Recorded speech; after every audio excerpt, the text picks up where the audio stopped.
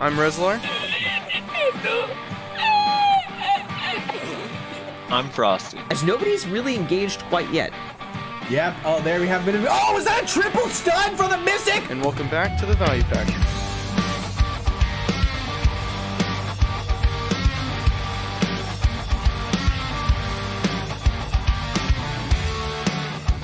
And welcome back, everybody, to another episode of the Value Pack. Just a quick reminder, we got a tournament coming up. It's December 8th. We'll talk a little bit more about it later on, but just a reminder, if you want more information on that, make sure you join the Discord. Our guest today, he also has a tournament going on next month, towards the end of next month, I believe. He's one of, if not the best ninja on NA, and his name is yELo. Thanks for joining us, dude. Hey, what's good? What's going on, man? Thanks for having me, guys. Appreciate it. All right. So my first thing, let's get a little bit of your background. My first time ever seeing you was I was shot calling in Hex like a year and a half ago, and you were in Nakamafia, and we were literally running Nakamafia over, and then somehow this one ninja named yELo PK was killing our entire ball in the back, and then Fandor was like, someone get this ninja! Well, there's this ninja! Like crying the whole time. So yeah, what's your background? Did you start in Nakamafia? How long have you been playing BDO? What's your first guild and your whole story? So I started Black Desert about a year after its release. I was busy playing Final Fantasy 15 at the time. And I eventually started BDO. My first actual guild, I don't really count like the mini guilds I was in, just to like learn stuff. The first actual guild I was in was called Apothec. I don't know if you guys remember that guild. Oh, yeah. Yeah, it was Apothec, and then that was like the guild I stayed in for a little while to learn like all like the beginner stuff like this life skilling and whatnot. And then when I wanted to start Node Wars, I went to Shogun, and that was like the guild that I stayed in for a while. And Shogun is now like all the core guys. They all went to Vexus, or like the Vexus guys, like Gorga and them. Oh, okay. I didn't know that. Yeah. So that's like my old Shogun family is like all in Vexus. I started Ninja right from the beginning. Matter of fact was when I first started this game, I didn't know what class I was gonna play, so I just went to go look at the Awakening trailers for all the classes, and I fell in love with Ninja in this one particular moment in the video when they showed the 200% Serpent Ascension, and I was like, okay, I'm sold. This is my character. This is my class. Right. And yeah. Were you disappointed when you got in game and found out you'll never be able to use that ability?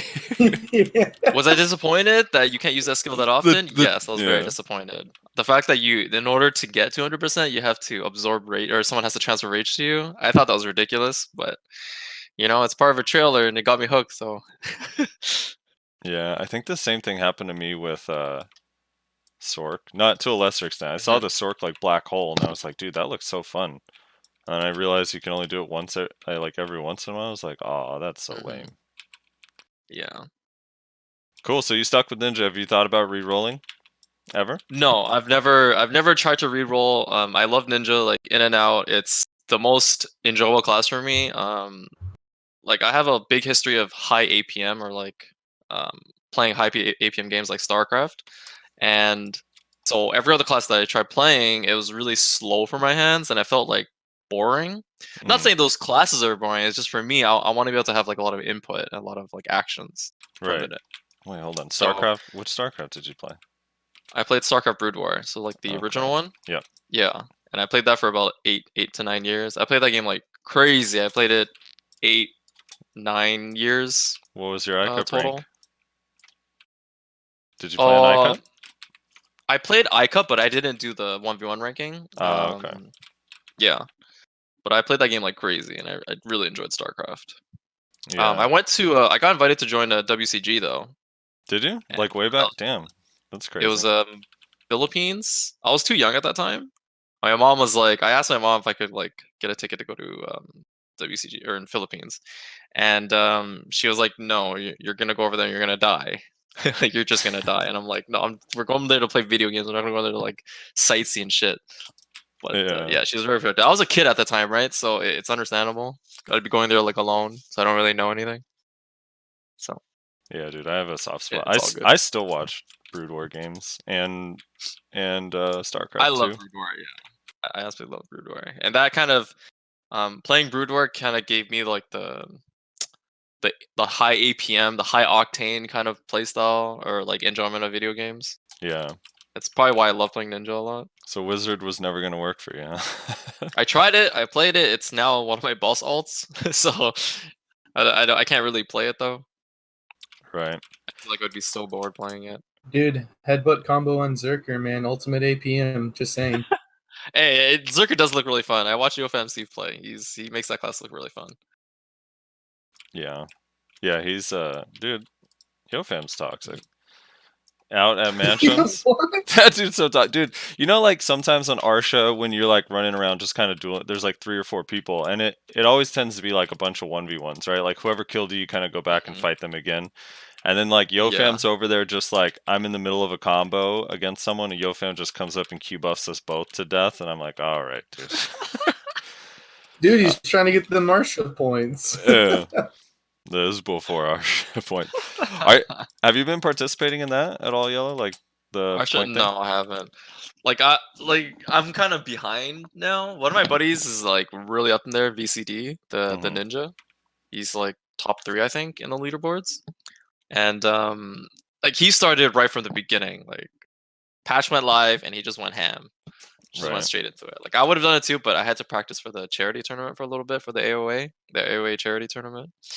But yeah, I probably would have done it. I would probably do a little bit, but it's kind of late to get into leaderboards. So I would just do it for fun. But Wasn't yeah, BCD in Man Up. but before that, what, Republic back in the day? Spartan. Using Spartan. Oh, Spartan, okay. Oh, okay. Yeah. He's in Black Panther now, right? Or Black Leopard, or Yeah, with his girlfriend. yeah, Ellie, the Mystic streamer. Yeah, they 2v1 me in history all the time. I hate them. Yeah, they're always there. Ellie's always grinding there. So VCD comes home. All right, babe, let's go to history. Yeah. Like that's their schedule.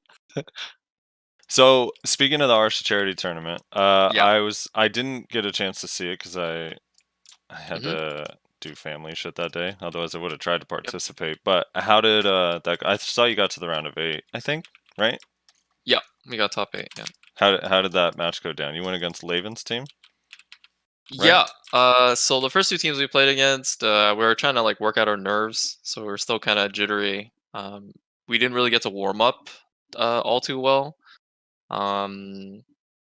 So going into the match against Laven, like we've never played too heavily against Kunos, especially third, which is Kuklin or Hawksong. What was the matchup or the? So it was Mamo, Kuklin, which is a Sork, Mamo's a Tamer, and myself a Ninja. We were against Laven. Laven's a Ninja, obviously. Capt, which is a Striker. I think he's just I don't know if he's named anything else. I just know him as Cap. Right. And a Kuno. This is like a new Kuno that I kind of recently brought into the AOAs, and he eventually found a team with Laven. His name is Vib, and he's a phenomenal Kuno. We do not get enough practice in AOAs against Kunos, and we used to have a lot of practice against Perky J, and I'll say it straight up, like that Kuno demolished us. Every round we were like caught off guard by this Kuno. He played so well, and our Sork, he ended up just not. He just got caught a lot with the Light Blast, so it was really difficult. And I got caught too out of stealth, and it was just like a slaughter. Like we brought it really close. It ended up being 3-2 in Laven's team's favor. And yeah, that Kuno really carried that team. That was a phenomenal play by him for sure. Yeah. Yeah. And now you have an archer on your team. Is that? Yeah, we like not many people know this, but we've been spending like the last 2 months looking for a third and trying to get the third on the same page as us, and it's really hard looking for teams and players that are, that have the same mentality or have practice in AoA, right? Because if you go from your main class, like your main character, and then you go into AoA, it's a whole different game, right? You don't have the same gear, you don't have the same amount of stamina, you don't have your gems, you're not tanky enough. Your skills don't nuke people in like 1 or 2 skills, so like you actually have to try to combo and you have to try to outplay. Your positioning has to be completely different. Fighting against Archer is incredibly difficult because your block breaks instantly, even on trial gear. So there's like a whole different, you know, field of PvP that you have to accommodate for in AoA on like pure trials. And you don't have buffs. You don't have food buffs. You don't have, you know, villa buffs. No drafts. Yeah, So yeah, it's really hard. You have our good friend Really General Death on your team, dude. Yeah, General Morris is a great archer. He's a phenomenal archer, and he learns very quickly too. Because, in my opinion, I always thought Monty was the best archer in AoA. General Morris was a very good archer outside of AoA, but AoA is a completely different scene of PvP. Mm-hmm. And Monty has like incredible positioning, and yeah. Sorry, I kind of just went. No, yeah. So, I mean, one of the things that I noticed too with like archers, because I noticed like the last 2 tournaments, an archer wins, or a team with an archer, and then even the tournament before the one, the 2v2 tournament with blue. Yeah, it was Mystic Archer versus Striker Archer in the finals. Yep. Because, I mean, and not like a balance wine, but just from an observer's point of view, because I haven't gotten to experience really fighting a good archer in AoA in those situations, but that Q buff feels like that's just a round for them. Almost similar to how Zerker Q buff feels like that. Yep.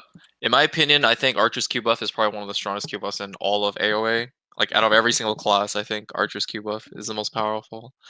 Better than Zerker's, really? Yeah, I think they're actually better than Zerker's Q buff. And you know me, I fought against a lot of Zerkers in BSL. So I fought against Inflict's team, I fought against a Hyperion's team, I fought against Mazap's team. They all had Zerkers, and you know they're very strong. But like Archer didn't become popular until that 2v2 tournament. There were some archers in BSL, but it wasn't even remotely close to the skill that we have in archers today. And a lot of like the archers improved drastically, getting used to the arena, getting used to like the positioning of the map, and getting used to like how much damage they can output in certain areas and certain, you know, scenarios. And the archers of today in AoA are monsters. So I think all the teams in BSL have no idea what it's like to fight against an archer. And we literally have this meme, I'm not even kidding you, our AoAs, whenever we invite people, like new people to the AoA, and they go around against one of our archers, and they get like one-shotted right from the beginning, we say, welcome to AoA. That's like our meme. We literally say, welcome to AoA. No joke. Yeah, it's just res the damage on. I mean, it basically boosts the damage of everything. You know how like, I don't know, like Q buff on Zerker kind of makes the cannon insane, but I feel like Q buff on Archer makes everything they do insane. It's because, okay, so the Archer Q buff is, it allows them to have 100% crit rate on every skill.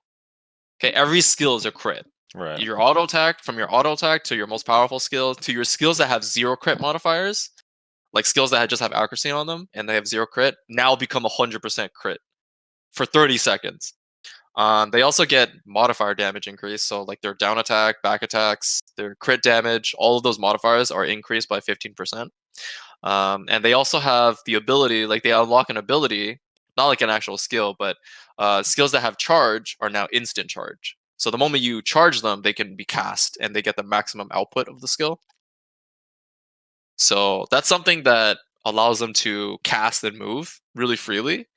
It's why their Q buff is really powerful, because it allows them to stay mobile. Like the strength of the class is its mobility, as well as it outputting, you know, their max output damage at the same time. So you have like this mobile glass cannon class that can kill you from any position on the map, and you know you always have to be weary of your block and how much life you have left. For reference, by the way, aside from the cannon, the Zerker Q buff gives 20 DP, 200 HP every 5 seconds, all resistance plus 50%, and movement speed plus 20%. Right. Oh yeah, I'm not saying not nearly as useful as, you know, like modifier damage boost and all that stuff. Yeah, like it's DP, really just the cannon part. DP is honestly kind of irrelevant in AoE because every class can kill you. Right, just getting like a little bit more DP won't really allow you to survive 3 people hitting you. Right, like you're gonna get nuked by something, and like Zerker has resistances too, right? Which is also like archers don't care about that, right? They don't care about whether you have resistance or not. You only need to get CC'd once by an archer and you're dead. The movement speed is like pretty good for their mobility. But what makes the Zerker, the reason why I say archers Q buff is stronger than Zerkers is because it allows them to instant charge, right? That's like the most powerful thing about the archer is the instant charge, right? It allows them to stay mobile while casting their most highest output of their skill. I know Zerker has their ability to cancel flame cannon afterwards, right? Or to spam flame cannon, and that's Yeah. also really good too. But it goes on cooldown, right? Like the flame cannon KD on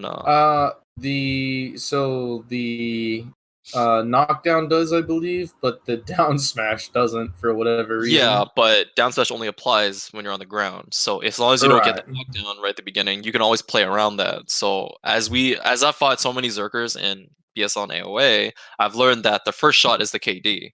All the other Right. shots are they're not KD. So you See- have like a window of 6 seconds of not getting KD'd. Unless you're on the ground, then yeah, you can get the down smash like nonstop. Right. But down smash you can V out of, KDs you can't. And whereas Archer, they have like 6 skills that can KD you, and they don't even need Q buff to to activate these skills. They just need to land the arrow, and yeah, it's pretty scary fighting against an archer. Yeah, especially at those gear, like that's the thing. It's like at that gear, like in open world or on your main characters, you have a lot more DP and damage mitigation, especially with Yeah. food buffs and You also have stuff. special attack evasion, Right. which is really strong. But in there on AoE doesn't have that trials, modifier. yeah, it's Yeah, that shit's they scary. don't have it on trials.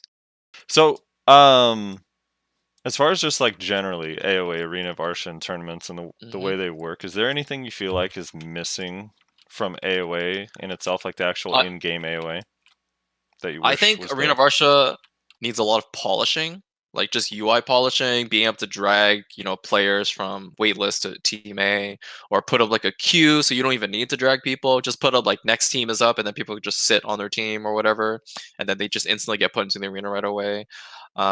There's a lot of polishing, like UI polishing and like quality of life changes that needs to be done. But however, just the gameplay in PvP is really well balanced. 1v1 obviously is not as balanced because the game itself is not balanced for 1v1, but 2v2, 3v3, 4v4 I think is incredibly balanced. I think the most balanced PvP mode is 3v3, and I think it's more balanced than any form of PvP in this entire game. Especially with trial gear. If it's just only trial gear, I think it's the most balanced. You will not see there is no bad classes in any certain areas. Right, like back then, there used to be like this meme about like certain classes going into siege because there's some of them that are just absolutely useless, right? And it's everyone just prioritizes having a mage like a wizard or witch. Whereas in AOA, witches and wizards are actually really strong in AOA, right? Like you can play around PAs, you can play around the rebound heals. Their SA trading is very powerful, right? Like there is no bad classes in AOAs. It's just players who need to understand how PvP works. What about mechanics. Shy though? Fair to say We Shy. actually fought against Shy before. Okay, so we actually had a Shy in our AoAs a long time ago, like about a month ago, and this is before they removed the hybrid and DP gear. Right. So DP Shy was really powerful because she was unkillable, and she can go into any fight and interrupt with the bongos because the stiff is like a consistent stiff. So like a stiff is it's used as an interrupt for Shies. They just run into you and they just bongo because they're fully super armored, right? So if you're in there casting skills, you need to make sure you get out because like the tick between the first stiff and the second stiff is very short, as opposed to like Void Lightning on Tamer. Like you can actually sit in Void Lightning and then dash out of it, right? There's like a little gap in between all the stiff procs of Void Lightning, whereas Shy's stiff procking is very, very small. So it's really hard to get out of it when you're inside it to begin with. Yeah, now it's like completely useless though without the DP. Yeah, now there's no DP gear anymore, right? So Shy is like a lot weaker. But I don't think Shy was meant to be a PvP based class anyways. I think that was their original idea behind this class. So I think that's kind of fair. How do you feel about that change, them removing the DP? I think it's fair.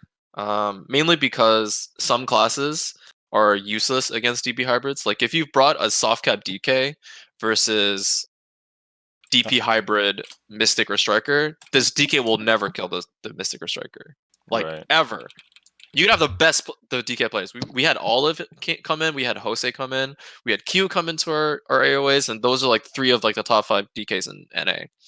And they fought against a striker. This is when the DP hybrid gear was out.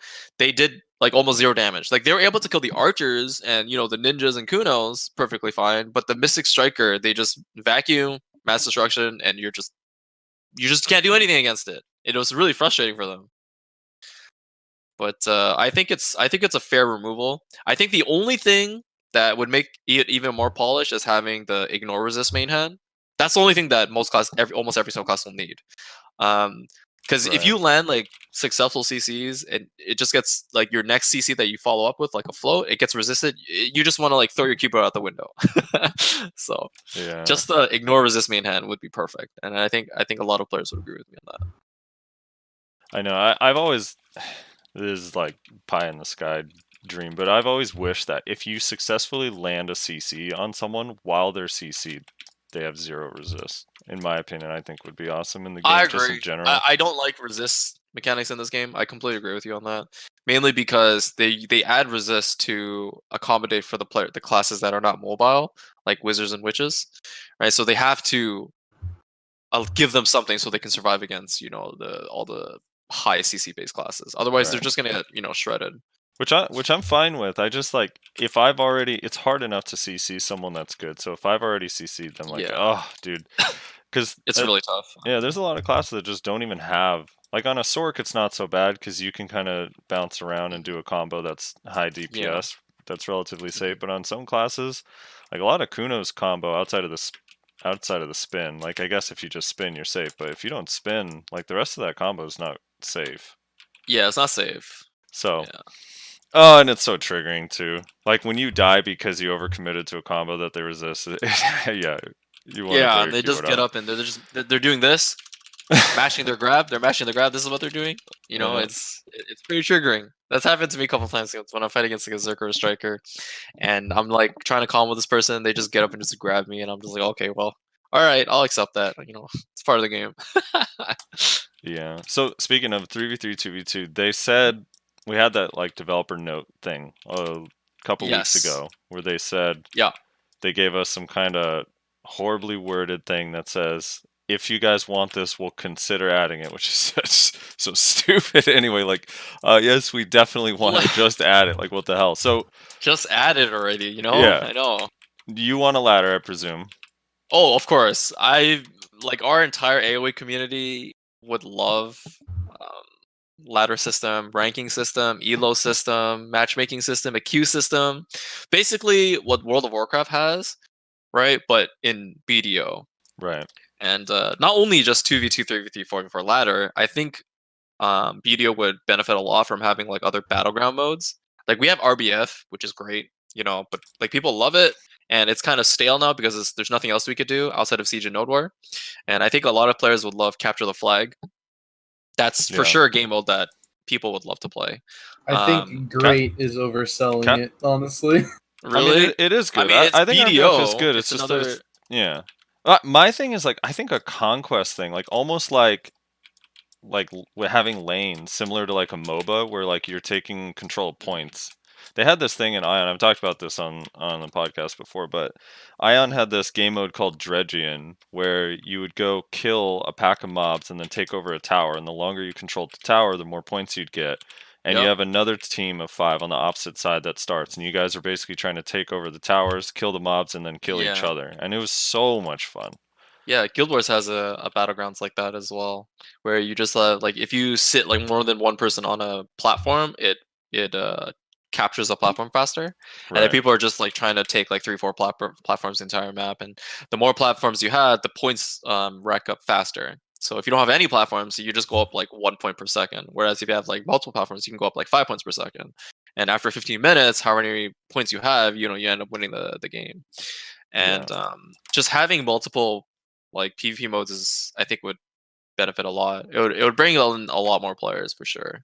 So Alright, to clarify though, I don't have an issue with like the rules of RBF. I have an issue with the fact that it's been out for as long as it's been out, and they still don't have any sort of balancing system in place for it.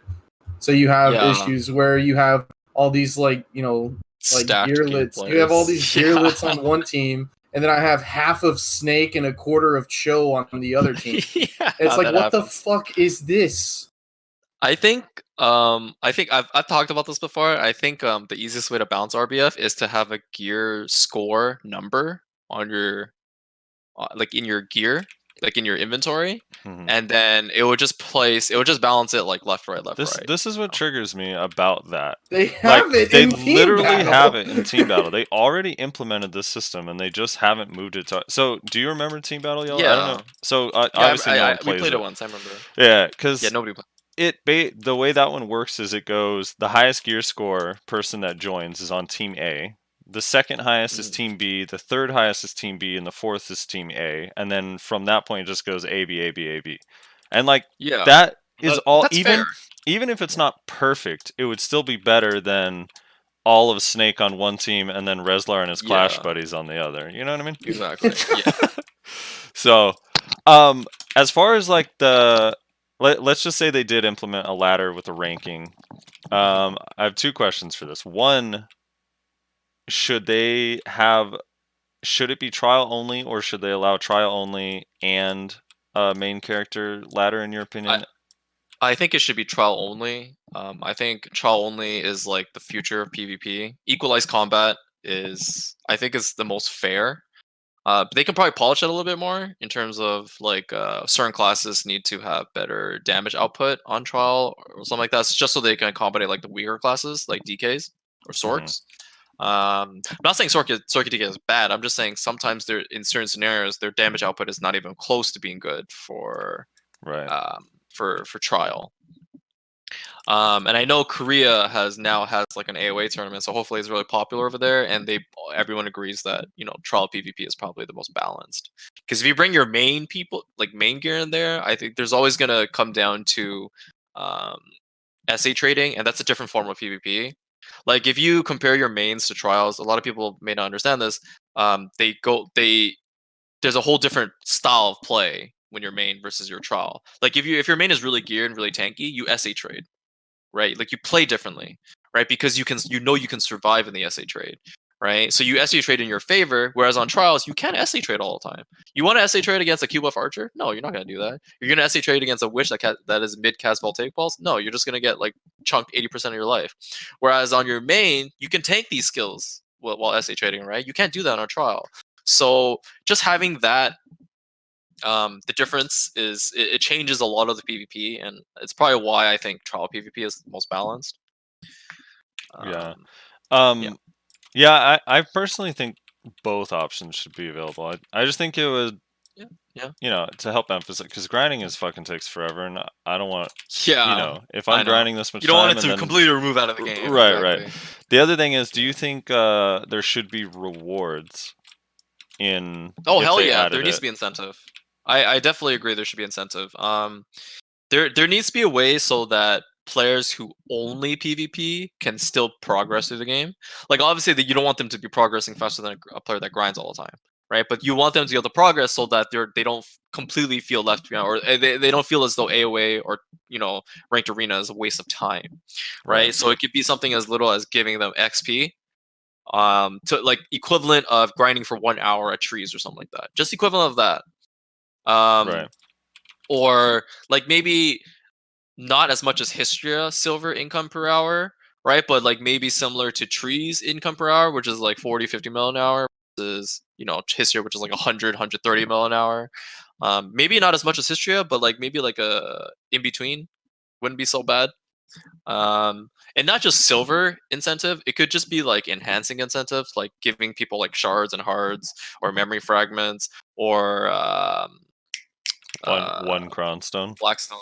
Yeah, no, not one crown stone. If you lose, you Definitely get one definitely crown like stone. 10, 15 crown stones at least. No, what it'll be is it'll be like 20 cron stones and like a sharp, But if you have a Camisylvia blessing, you also get. Oh yeah, there you go. Yeah, exactly. Sound like you work for Cacao, bro. Goddamn. Oh, the old Shadow Arena, dude. That was so great. Yeah, I would, man, I don't know. Even if it was low, even if it was like 30 mil an hour, I would still probably just be in arena Yeah, all I day. would definitely do it. I definitely would do it. Even if it was free, I would still do it because I love Arsha PvP or AoE PvP. Right. We've been doing it for the past like 2 months every day. I've been hosting like nonstop all the time. Dildo Dragon has been also another host. Bridona from Snake has been hosting like crazy, and we're just bringing like new people in whenever anyone streams, and it's really fun, and people love it because it's equalized gear, and I think that's the big selling point of this mode is someone that is new to the game can just jump right in and start PvPing. I want to kind of get your opinion on this, yELo. A while What's up? back, me and Frosty kind of came to the agreement that trial character PvP would probably be a lot more balanced if trial character gear was just set at, what do we say, Frosty? 269, 317? Yeah, something like that. Something where like every class has enough AP to kill someone in a full combo if they execute their combo properly. That's really my biggest thing. So what do you think trial gear should be set at to be like the most balanced? The current trial gear, I think, is already the most balanced, in my opinion. Really? Korea has a recent tournament that they just held, like 2 weeks ago. This is their official Korean, Cacao sponsor or Pearl Abyss sponsored tournament, and there's already been backlash on it already because some classes are too strong at their AP, and Korea's current trial gear is 273, 307. And certain classes are way too strong because they would just break your block in like half a skill. So the team that won was a Ranger comp. It was a Ranger plus something. I can't remember what it was. And the Ranger, all he did was he would shotgun. So he'd run up to the middle of the map.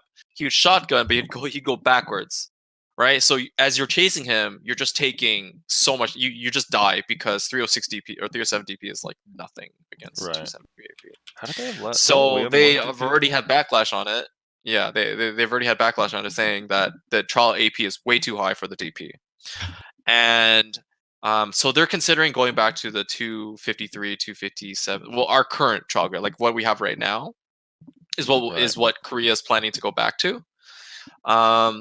Because it's strong. Like certain classes are strong, but they have to commit really hard to get that type of damage. And there's only probably like maybe 2 classes that can hit really hard from across the screen, and they need Q buff, which is Archer. Outside of that, there's not many other classes that can like 2-shot, right? And you don't want to get 2-shotted in Arena of Arsha. Right. Like some classes do, some classes can, but they have to fully commit. They have to run up to you, like Archers. They have to use like full bloom, but they have to be point blank. So once everyone finishes Deves, and if we get that new one that's on Global Labs, the trial characters will be 261.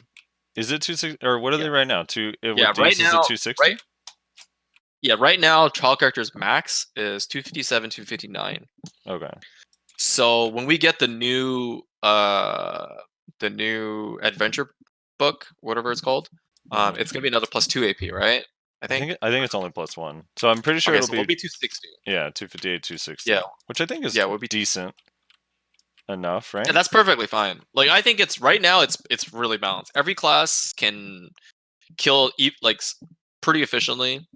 Some classes obviously do it better than others, but they're glass cannon, so I think it's balanced towards that. Some classes might need like a Arsha buff or like a trial buff or like PvP damage buff, like DKs around soft cap, because their scaling isn't as high as certain other classes. But until we get that hit rate buff. Oh yeah, the 7.5% hit rate buff for DK. Oh yeah, that is interesting. Did you Do you see think that? It would be worth. Yeah, I saw you complaining about the DKs complaining about it. Do you think it would be worth to like balance trial characters like separately from like your regular characters, since like the gear is fixed anyways?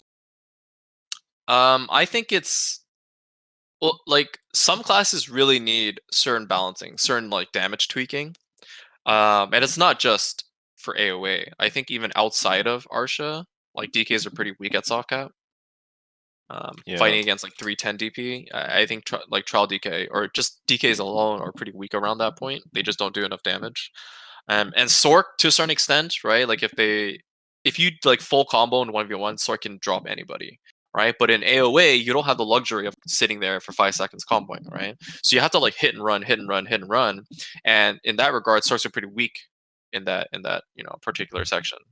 So tweaking certain classes so that they can do a little bit more damage against certain classes is really important. Like Mystic and Striker, they should not be able to just mass destruction and absorb, a DK's full damage rotation and then come out in their favor when they use like one skill.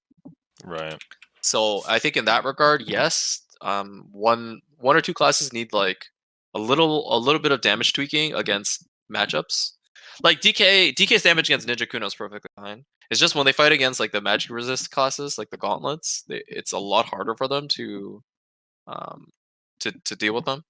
Yeah, I think if they did like buff those classes, I would rather it just be across the board, not just for trial characters. I mean, they already tried to do that separate balancing with Shadow Arena, and it turned out kind of messy. I don't know. Yeah. Yeah, Shadow Arena's not really balanced though. Because like those same problems they're exasperated in Arena of Arsha, but those same problems exist outside of Arena of Arsha. Just at a lesser extent, because people eventually outgear. Yeah, well, that's kind of the issue, right? Is that if you just kind of buff, like if you say, oh, well, soft cap or trial character gear, DKs don't do enough damage, so let's buff their damage, and then now you have 290 AP DKs like one hitting everyone. Yeah, but they still, even at 290, don't do enough damage compared to other classes with that AP. So that's why I think it'd be okay to just buff it across the board. Yeah, but that's just the PvP in general, right? It's really hard to balance PvP for every single class, because if you buff one class, right, to tweak it to be stronger against one class, right, then there's a whole bunch of balancing that has to go down. Like it's a chain of reaction. Then that one class is going to be too weak. Now you have to buff that. Now that one class is going to be stronger than another class. It's just like a chain of reaction that needs to be, changed over time. This is why I like the subtle DK buff that they got, the hit rate thing, just so we can get it in games, see what it actually feels like, both in Siege, Node War, and in Arena of Arsha. Because it's like, it's significant, but it's not like a lot. 1,000% extra damage on a skill, Yeah, exactly. So we'll see. Yeah, I don't know. I'd just like to point out it took 10 portals to find Achman. Appreciate it. Oh my god. Welcome to the desert. You gotta do that quest line, dude. I honestly, like, after the 8th one, I was like, I'm about to run the Mantrons. I'm about to run the fucking Mantrons. Like, this is... I just started grinding here yesterday, and I'm already sick of this. Like, do you have any people with compasses in your guild? No. We have a couple maps, but no compasses, as far as I'm aware. That sucks. Yeah. Yeah, the compass is nice, dude. Compass helps a lot. Yeah, they just leave like their alt in there. It's really funny how like you go back like maybe like 6 months to a year, and you have all anybody wants is like the map. But now that like multiple people have the compass and people are realizing just how fucking useful it is, now it's like, please somebody compass me to this place. Yep. Yeah. Although the map got nerfed because it used to work for trade goods, like way back in the day. So back then it was actually insane to have the map. I still like the map better than the compass. Yeah, I travel a lot, right? So yeah, it helps me. I do like the being able to see in the desert and the ocean forever with the compass. Kind of cool though. Yeah, that is. All right, let's move on to. I just want to talk before we get into Ninja Succession. Let's just talk about the current iteration of the game. So I would say, from my point of view, I'm curious how you feel. The two most complained about classes in the whole game. Well, there's 2 classes and then 1 skill. Is Sork probably number 1? People complain Sork is like busted, takes no skill, unlimited iframes, impossible to catch, kills you in a second, yada yada yada. That's the complaint. When you're talking about complaining, are you talking about like broken too much? Yeah, Or like you're it's talking about, like, class is too weak. no, like the class is too strong in Sork. Okay. So, and then the second one would be Ninja. Like Sork and Ninja, they can PVX. They have a ton of protection, ton of movement. Ninja, to some extent, has really very little stamina management compared to some other classes, and yada yada yada. And then the third, the skill is just spin spree. For everyone hates spin spree now after it got buffed. So, in your opinion, balance wise, where does Ninja sit in the food chain? Do you think it's balanced, too strong, too weak? And yeah. Okay. So I think I'm sorry to have to call you out, Frosty, but ninjas actually don't really have that much protection. Okay. They actually have maybe 3 super armor skills, right? And they're all like long cooldown, smoke screen, katana shower, and blade spin. Okay. And everything else is we have to cycle frontal guards. So frontal guard is like why sometimes it's really hard to hit a ninja. And frontal guarding is a lot of it comes from the transition stance in Awakening and the C swapping. So what we're doing is we're not cycling fully protected super armor. We're just cycling frontal guards until we get like a clean opening or engage or whatever. Wait, do you not have an iframe on a 2-second cooldown? It's a 1 second cooldown iframe. Yeah. Oh, sorry, 1 second cooldown? Yeah, it's a 1 second cooldown iframe, but you can't spam that, right? Like Sorks can spam their iframe, right? They skill iframe, skill iframe, skill iframe. We don't have that luxury, so we still have to deal with frontal guarding. So like our frontal guard can be broken.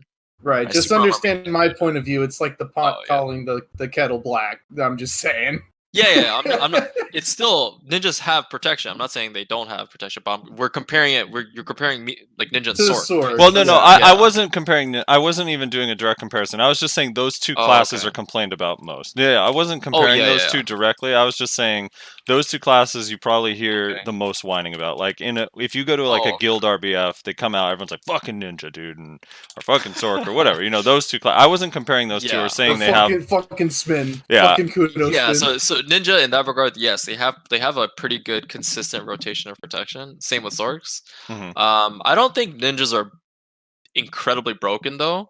I think they're very strong and they're at the top of the food chain, right? But I think every MMO will have a class like that in the food chain, regardless of how balanced it is.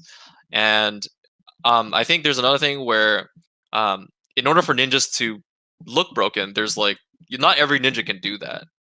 I think there's maybe like the top 10% of ninjas can actually play really well like that with one VOXing and have like the correct amount of gear or the right amount of gear, right? Because if you just jump on ninja and go into RBF and like maybe play for a week, you're not going to be able to achieve what like all those top level ninjas can do. And I can't really like you can't really say that that ninjas like that way up there. I think like I can probably go on an archer and I could just sit in the back and shoot nonstop and I can be more successful than a ninja that has been playing for a week. In terms of balancing in that regard, I think archer would be stronger than ninja in just beginner like the beginner aspect of RBF or PvP. Like I can hop on an archer and I think I could do better than a ninja. Whereas vice versa, ninja has to go through like months and months and months of training, watching videos, learning from guys, learning from like people who have played ninja before. It's a really hard class to be able to like do what like the top level ninjas can do. It's a lot of experience, a lot of practicing. You're gonna get into like the RBF, and you're gonna try to do 1vx, and you're just gonna find that you're getting hit from everywhere. You're getting slow debuff everywhere, and you have to know how to position your frontal guard. You gotta know who are the types of players that like to slow debuff, like the mages, and you gotta know that Archer has incredible, mobility. So catching them will be very difficult. So you can't spend all your resources catching one target, and then you kill him, and then one guy's just gonna come from behind you and hit you once, and you're dead. There's like a lot of practice and experience that you need that comes into play when learning ninja. As for Sorks, Sork is also, I think, a class that people tend to overlook in terms of skill and execution. It's a class that requires a lot of execution, but it's not the most difficult. I feel it's difficult, but I think a lot of Sork's survivability comes from their autopiloting, right? They cast a skill, they iframe. They cast a skill, they iframe. Right? When they run a stamina, they frontal guard. Right? They linger the frontal guard, or they use Karshan Nightmare, and it's kind of like a built-in failsafe kind of system for Sorks, where when you feel unsafe, you just iframe. Whereas Ninja, you can't really have that option. Like you still have to be in mind, like you can't just run away. Your back is facing someone, so you have to turn around frontal guard. But by turning around, you stop, right? Whereas Sork, you can kind of just like cast skill, iframe, cast skill, and you can literally move up throughout the entire arena, if whenever your stamina runs out. So in terms of power and survivability, I think Sork has a way easier time than Ninja. But I do think that Sork and Ninja are at the top of the food chain in terms of PvP. I would also put Archer up there as well because of how easy it is for them to kill without committing from like far range. Like you guys have obviously done RBF like multiple times, and seeing archers, like 4 or 5 archers, just sit in like one area with like a mage beside them, that's broken. Like it's really hard to engage on that. You have a witch that peels for you by casting Voltaic Pulse, so it's really hard for a ninja to engage on that. And archers, if they're really good at mobility, they can easily just outplay you, like one skill.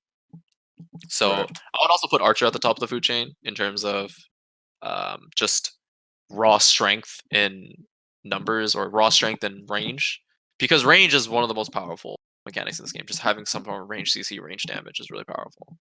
As for lethal spin, okay, so I have 2 things about this skill. I don't think it's as broken as people think. I think it's very strong, but it needs 2 things for it to be strong. First is you need to have better SA trading than your opponent that you're fighting against.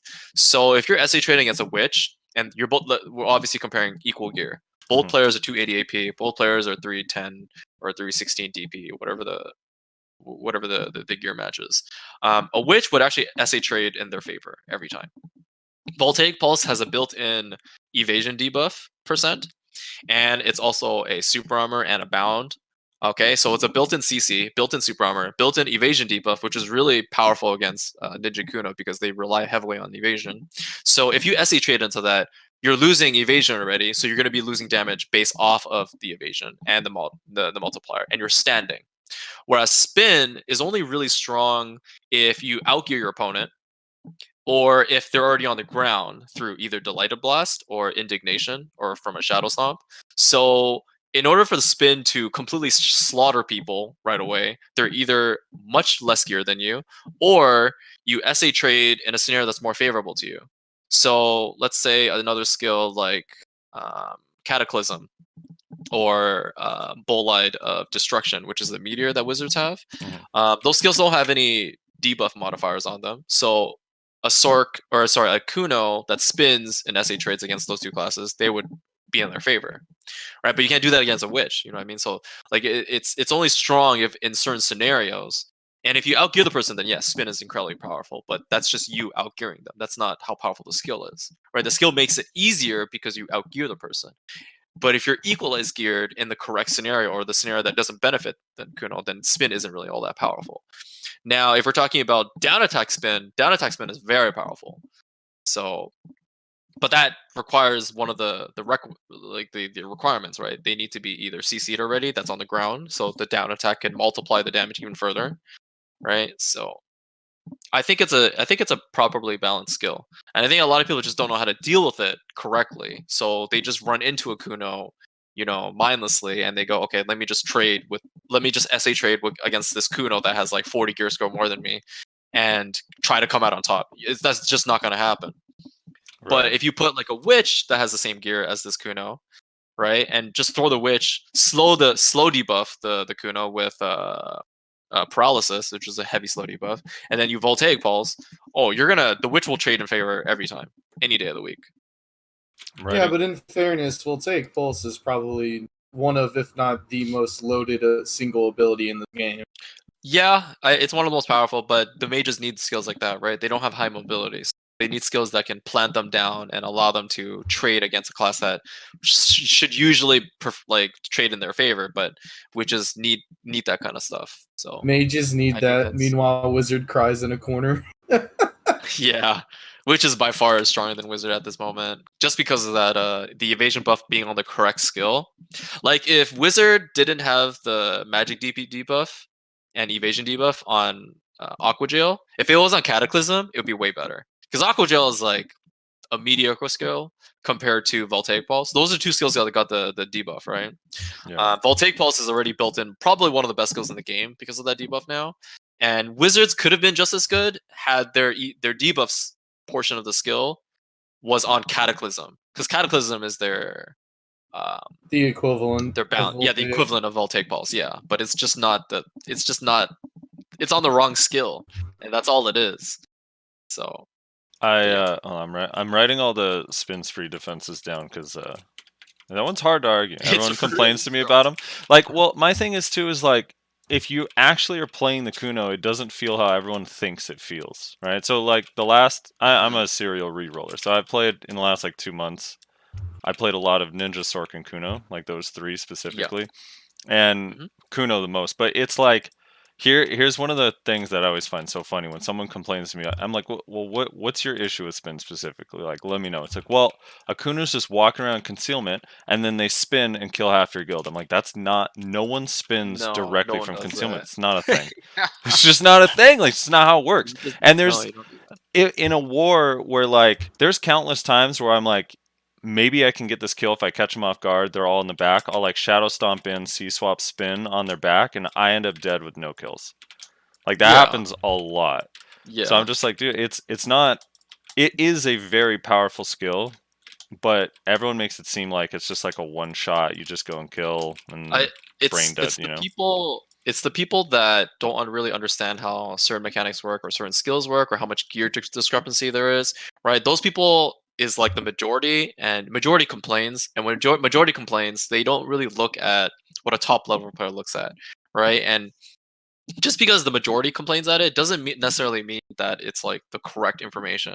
Like about a year ago, 2 years ago, the entire Ninja Discord thought that Ninja was bad at grinding, but I grind perfectly fine on Ninja. I'm almost level 64, and I make like over 100 mil, 110 mil an hour, right? And it's just, players can make this class look way better than they look, right? And it's just not the majority. Like the majority of Ninja, maybe I can guarantee you 90% of Ninjas say that grinding on Ninja is terrible. Yeah. But it's just requires a lot of effort. It doesn't mean that it's bad. You have more action and more input than, like, let's say a mage, obviously. Kunos too. But that doesn't mean it's bad. Exactly. It doesn't mean it's bad. It just means it requires much more effort. All right, let me throw this out here. Let's just pretend. In my opinion, if I had to point out the biggest, I think Reslar's biggest complaint with Ninja is concealment. But so we'll get into that in a sec. But if I had to say there's one thing that I think is a little bit too strong on Ninja, it's that, especially in 1v1 or maybe 1v2, it can be overly oppressive. And I think part of that is because during Murder Intent, you recover stamina. So stamina management is a little bit less stressful on a Ninja compared to some other classes. Like, for example, Sork. Well, I know Sork has a lot of protection stuff, so I'm not trying to compare it directly, but just in general. Yeah. So how would you feel, let's just say, if there was a patch one day that made Murder Intent cost just 50 stamina, really, really low? It would hurt Ninja a lot. It would hurt Ninja a lot. Do you think it would break it though? Like, it wouldn't break the class, but we would not be moving as much as we move now without Murderous Intent. With Murderous Intent being stamina, because I'm already stamina deprived like pretty heavily from when I play. The stamina isn't the issue with Ninja. It's running out of like trial character stamina is already like a big issue, right? So if you're adding a stamina consumption on Murderous Intent, which is like a heavily used skill for movement, it would just mean Trial Ninja would be way slower. So it would definitely hurt the class quite a bit. Would it break the class though? I don't know if it would break the class. It would make me play a lot slower though, and I don't think I would like that. Welcome to every other class. Yeah, but everyone has stamina consumption issues in AoE, right? Like, it's not just Ninja, Meiwa, Musa.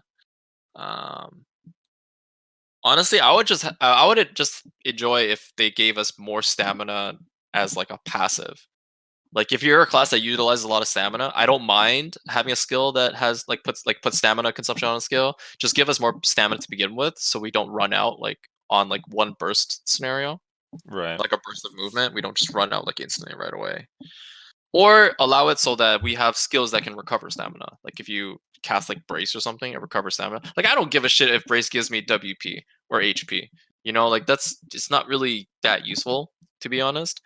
If it gave me back stamina, I would love that. I think that would be way better of a buff on Brace. But yeah. Right. It's In so a funny. world where murder costs stamina, you mean? I feel like stamina recovery Yeah, right now would be yeah, crazy yeah. on a ninja.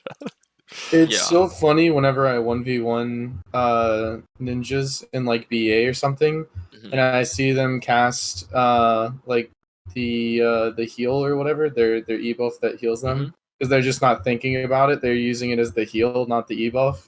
Yeah. And I always Q buff the second I see them do that.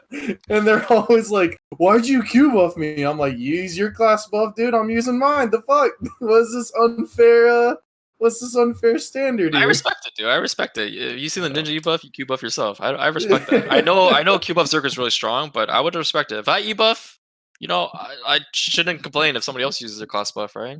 And that's why okay, this is I love you for saying that, because in AOA, we always tell people to use E buffs. Like there are players Oh, that yeah. don't use E buff. And I'm always like, dude, use your E buff, man. It will help you. You need to play around it. You need to learn how to utilize it in your kit. You have to learn how to use it in different scenarios. It will help you improve. We had a wizard that came to one of our AOs one time, and he would just never E buff. And I told him, like, this is one of the most powerful E buffs in the game. It's pure damage on a wizard. It's just like maximum damage output. Like you should really, really use an E buff. It's For really you strong. and your whole team. Yeah, it's Yeah. a party buff. It's one of like the 3 classes in the entire game that has a party buff, which is Tamer, Wizard, and Witch. I don't know if any other classes has a E Well, buff. shy. And Shy, yeah, but you don't really PP with Shy that often. But yeah. We don't count shy. Yeah. All right, two things before we move on to Succession. One, just in Sure. regards to 1v1 and Node War, and Siege. 1v1 Node War and Okay. Siege. In your opinion, who do you think is a stronger, more well-rounded class, Kuno or Ninja, in all of those scenarios? Definitely Ninja. The reason why I say this is because Ninja is, in my opinion, probably the best 1v1 class in the game. As for Node Wars, Ninja, they feed on gear discrepancies. Like, I don't know how easy it is for me to land a kill on a target in Node Wars. Like, I would top frag, and it would be like some of the easiest kills sometimes, and I don't have to commit anything dangerous. I know Kunos can do this well as well, but the problem with high level play in Siege is Kunos eventually have to use Tendon Cutter and Spin. First, this allows them to be in super armor, which allows them to be super armor traded, and it allows them to be slow debuffed. Okay, ninjas, they don't care about that. They just nuke you, serpent, block jump, and they get out. Right, you're dead. You're already dead. Kunos have to use Spin to get their kills. Right, like there are some Kunos that can kill with just Shadow Stomp or Tendon Cutter, but that's like 300 AP Kunos, and that's really rare scenarios where their Shadow Stomp has to crit. That's a really specific scenario. They don't have like a built-in skill that just nukes you right off the bat, right? Spin either has to be on a down target or a down attack target, right? So it's kind of hard for Kunos to frag as hard as Ninja, in my opinion. I think in every Siege guild or every guild I've merked for, I think Ninja's has always outfragged a Kuno. Same gear, higher gear, doesn't matter what it is. I fragged harder than Kunos that are like 20, 30 gear score higher than me. And they're also really great Kunos as well. Not saying they're bad. I'm just saying it's way easier for ninjas to frag. In terms of survivability, I think Kuno might have a little bit more, but again, high level ninja, they also play really well. And they have like really low death counter. And most ninjas play with Oni Shadow, which is a very powerful skill in Siege. Kunos is kind of split between Oni Shadow and their Sinew Cut. So it's really easy for a ninja to disengage in Siege. Yeah, Node is like the same. I think Ninja is just way more powerful at fragging. Right. And I think if I were to put it on a scale, I think it would be easier for me to put on a scale. Like if I put on a scale from 0 to 10, 10 being like the most powerful in each category, Ninja would be in 1v1 10 out of 10. In Node War, they would be like 9.5 out of 10. Siege, they would be like 8 out of 10. Kunos in 1v1, they'd be like a 9 out of 10. Node War, they'd be like 8.5, 9 out of 10. And in Siege, they're like maybe 7.5 out of 10. Not saying they're bad. I'm just saying they're great, just not as good as Ninja has like a tiny little bit more in terms of their kit Right. in those 3 categories. So it's funny because my opinion's kind of changed on this over time, but Mhm. I feel like in 1v1s, I used to think that it wasn't even close. That Ninja was just way better, but I actually do think Kuno holds its own. I just think it's missing like Yeah. 1 CC to help it be as aggressive as Ninja when like you know what I mean? Maybe like Yeah, yeah. Succession That's probably why I will say solve that. yeah, Ninja's almost as good as Ninja. That's why I've But always said that. in my experience, and granted, I'm not a good ninja, and I'm definitely significantly better at Kuno than I am Ninja. But just as far as like how easy it is to get kills, I find it's way easier to get kills in Node War and Siege on Kuno than Ninja because of the function of spin being protected while still Yeah. dealing high damage. Yeah, it is really strong, right? But have you seen like super high geared ninjas do siege as well? Like outside of just you knowing like your immediate friends, like have you seen like I mean, Block I've seen Jump or Lamezor Brax? before he rerolled, and that was insane. Do you remember? I don't know Yeah, if you like remember Lamezor when he played Ninja, but that dude was yeah, he used to play nutty. Zerker. I remember. Yeah. I know who he is. I'm trying to think if I ever was in a guild with like a really no. Well, Sammy always frags the fuck out on Ninja too. So Yeah, but is Sammy like the super high geared ninja? Like I don't think he's as no, geared he as was you, always right? like 269. Now he is. Now he actually Yeah. is like 284. So have you seen like Zan or Alpa or Oh those yeah, guys I like have seen frag? Alpha. Those Actually, I guys have seen frag Alpha. I like forgot. no tomorrow. They frag so hard. Like their katana Yeah. shower is the equivalent of like a Kuno's like spin because their AP is just so high. Right, right. And they have so much DP that the SA trading, they don't give a shit about SA trading. You're not gonna kill him. You're not gonna kill this guy. Like you're gonna SA trade, but he's not gonna die. He's just gonna block him and get out. You know, and then he's gonna come back in and kill you. Like you know what I mean? So Yeah, Alpa's it's gear is crazy, dude. they're very very geared. His so. malice feels like an archer, dude. Yeah, yeah. It's so dumb. But yeah. So what is your best matchup and your worst matchup on Ninja? 1v1. Best matchup, worst matchup. My worst matchup would probably be either another ninja. I don't know if that counts as a matchup. Or a Sork. Okay. Well, the reason why I say this is because I'm really fortunate to have fought against like the best players, and since I met these players, like they have like a group of community of like all the like really top players, like top level players. So fighting against like Amora for Sork as a duelist Sork is probably one of the most difficult things I've ever fought. But I can also say the same thing about fighting against Danum, which is probably one of the best, if not the best duelist ninja in North America. Mhm. So both of them are incredibly difficult, and both of them push their class to the limits, and it's really hard to fight against these two classes. I used to think Kuno was just as difficult, but I think over the years all the best Kunos I've ever fought against, they kind of just don't play anymore, so it's really hard for me to find a Kuno that's like super high level, that's up there, that would make me struggle as much as I struggle against Sork and Ninja. Right. Well, At now certain you two points- have to fight. This has to happen now. Dude, I've been grinding for Hell this yeah. distortion. I have no PvP in me right now, dude. As for the easiest classes, probably like a mage, I guess, because Right. they're not really mobile. You can kind of just like block all their stuff, wait for them to burn their teleport, just dash in and grab, and that's like pretty much the gist. Either your grab lands or it doesn't, and if it gets resisted, then you reset it until you have your grab back up, and you kind of you don't even need to CC at certain points. Like, you don't even need floats or whatever. Yeah. How do you feel against really high end Dark Knights in 1v1? DKs are really good, but I'm sorry to have to call this out because DKs have a built-in gimmick mechanic that they abuse, and it's a very simple mechanic. How it works is it's a skill called Airstrike, and Airstrike is a skill that is iframe during the movement of the skill. Okay, but what makes this a really broken setup is so there's 3 different types of iframes. There's one at the beginning of the iframe or beginning of the skill. So iframe at beginning of skill, iframe while moving, and iframe at the end of the skill. And if you have really good ping, your iframe, let's say the skill is airstrike, and it says airstrike is invincible while moving, right? So it's Right. not invincible at the beginning of the skill like archers have. Archers has a skill called tactical strike, which is iframe at the beginning of the skill, so you can use it to dodge skills on reaction. Like if you know that some like a block jump's coming, you can just literally tactical strike on reaction to dodge it. And airstrike, you can't really do that. However, DKs has a built-in gimmick setup that allows them to do this. So what they do is they do Wheel of Fortune, which is a super armor float, and they cancel that into airstrike. Now, normally you can punish a skill that has iframe on it if it's at the beginning of the skill. You can actually hit an iframe skill at the beginning of the skill, right? But airstrike doesn't have iframe at the beginning of the skill. But what they do have is Wheel of Fortune, which is the super armor float. So if you're trying to punish a DK's airstrike, they're already casting Wheel of Fortune. So you're trying to punish the skill after Wheel of Fortune, which is like impossible, into an airstrike. So all DKs, what they love to do is whenever airstrike is on cooldown, they do either Sylvia Slash, which is a forward guard knockdown, or they do Wheel of Fortune into the airstrike. So it allows their airstrike to be protected at the beginning of the skill, and in the middle of the skill, you can't punish it anyways because it's iframe.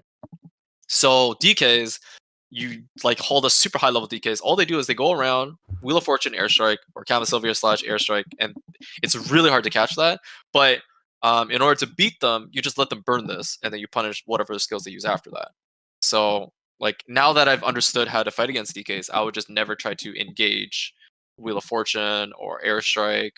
I just never try to engage these skills. I can punish them, but it's really difficult to do it if you have, like, not as good ping. So, really fast DKs, they abuse this mechanic, or gimmick, I guess, or whatever the hell it's called. It's just like a 1-2 punch. It's very powerful, very efficient. There's no commitment. It's very safe because it's mobile, and it's really easy for DKs to just use it because it doesn't keep them stuck in one place. It's also protected, and it's also a CC. Both skills are CCs. So, yeah, that's like how I thought about DKs. They have gaps, dude. That's what they tell. They have unlimited. Oh yeah, gaps. they have a lot of gaps. Sork has unlimited iframes, and DK has unlimited gaps, dude. Yeah. I'm being sarcastic. So, all right, let's move on to Succession.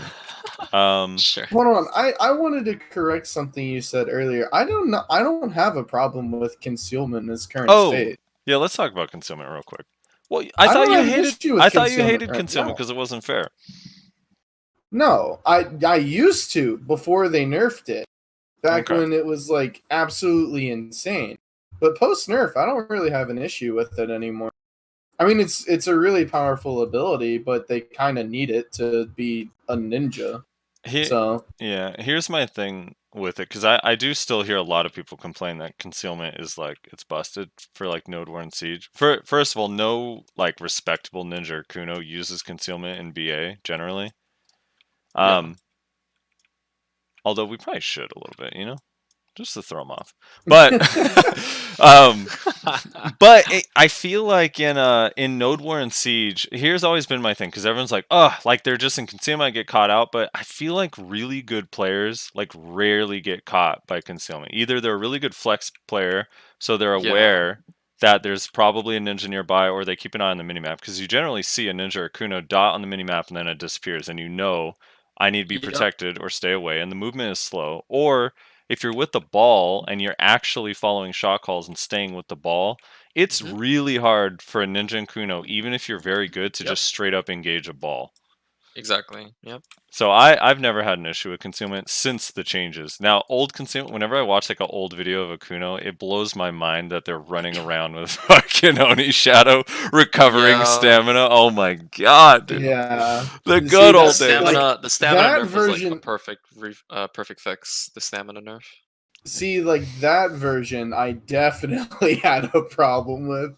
That version was crazy. Shit was insane. But no, I don't have an issue now. My only issue with Ninja right now is the same issue I have with Sork and Kuno and everyone else, which is just iframes are fucking broken. But you can't really fix that because it's just the identity of the class. So what are you gonna do? It's built into the game now that iframe is in the game. So yeah, I mean, I think I've always thought this about a lot of classes is you should never nerf a class. I think you should buff other classes so that they're equally as strong. Because if you nerf a class, there's going to be complaints. There's going to be people not liking, the system, blah blah blah. And then classes become naturally too strong because other classes were nerfed. But so why do that? Just buff other classes. If Ninja has this many options, give more options to another class that doesn't have as similar options. Yeah, I've always said the I same thing. Yeah, And I just don't. I think nerfs are just a very poor way of balancing the game. even on a more fundamental level, like if you love, like when you pick a class and you practice it and you learn it and you actually like love and enjoy your class, when something gets nerfed, it's so like it just makes you Demoralizing. Yeah, it's just like, dude, like I know it was overpowered, but man, when Tendon Cutter lost stiffness, it was just like, oh, it changed the class so much. Yeah, it definitely did. Okay. Now, Okay. it did, dude. Like that stiffness No, was no, like no, not that. I'm complaining because of the hypocrisy where the entire game was celebrating when Warrior got gutted, removing its linger. But Well, I mean, other every classes class lost got in nerfed LSA though. too. Yeah, I know. every class got nerfed. But Warrior was the only one where people were like having parties in the street and like. That is not true, dude. People weren't having parties in the street when Float got removed from Bladespin. Come on.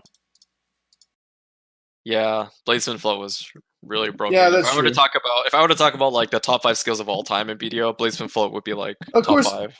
No of problem. course, like I actually did feel bad for ninjas because they did that in the concealment nerf in the exact same patch. I was like, oh, poor ninjas, dude. That's rough.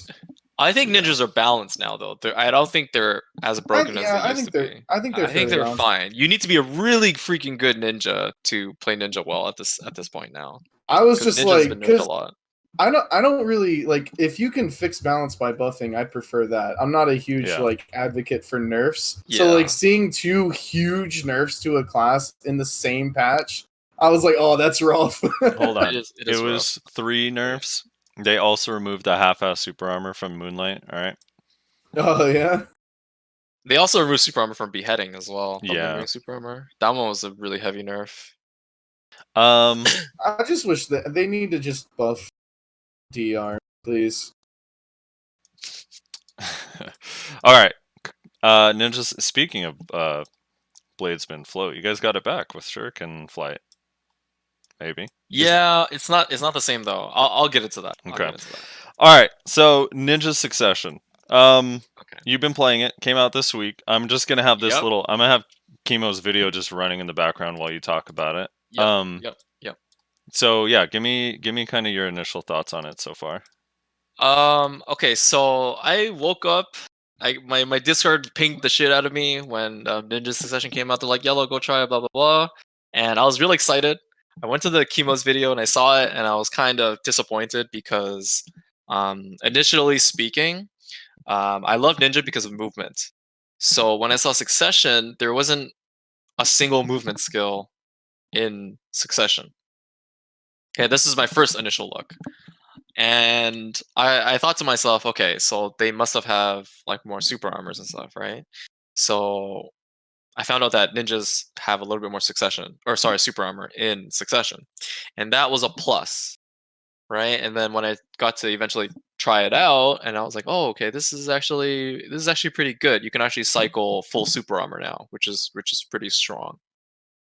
But in today's meta, Ninja really requires frontal guard. I think it's probably the most important aspect of Ninja is utilizing frontal guard is very important.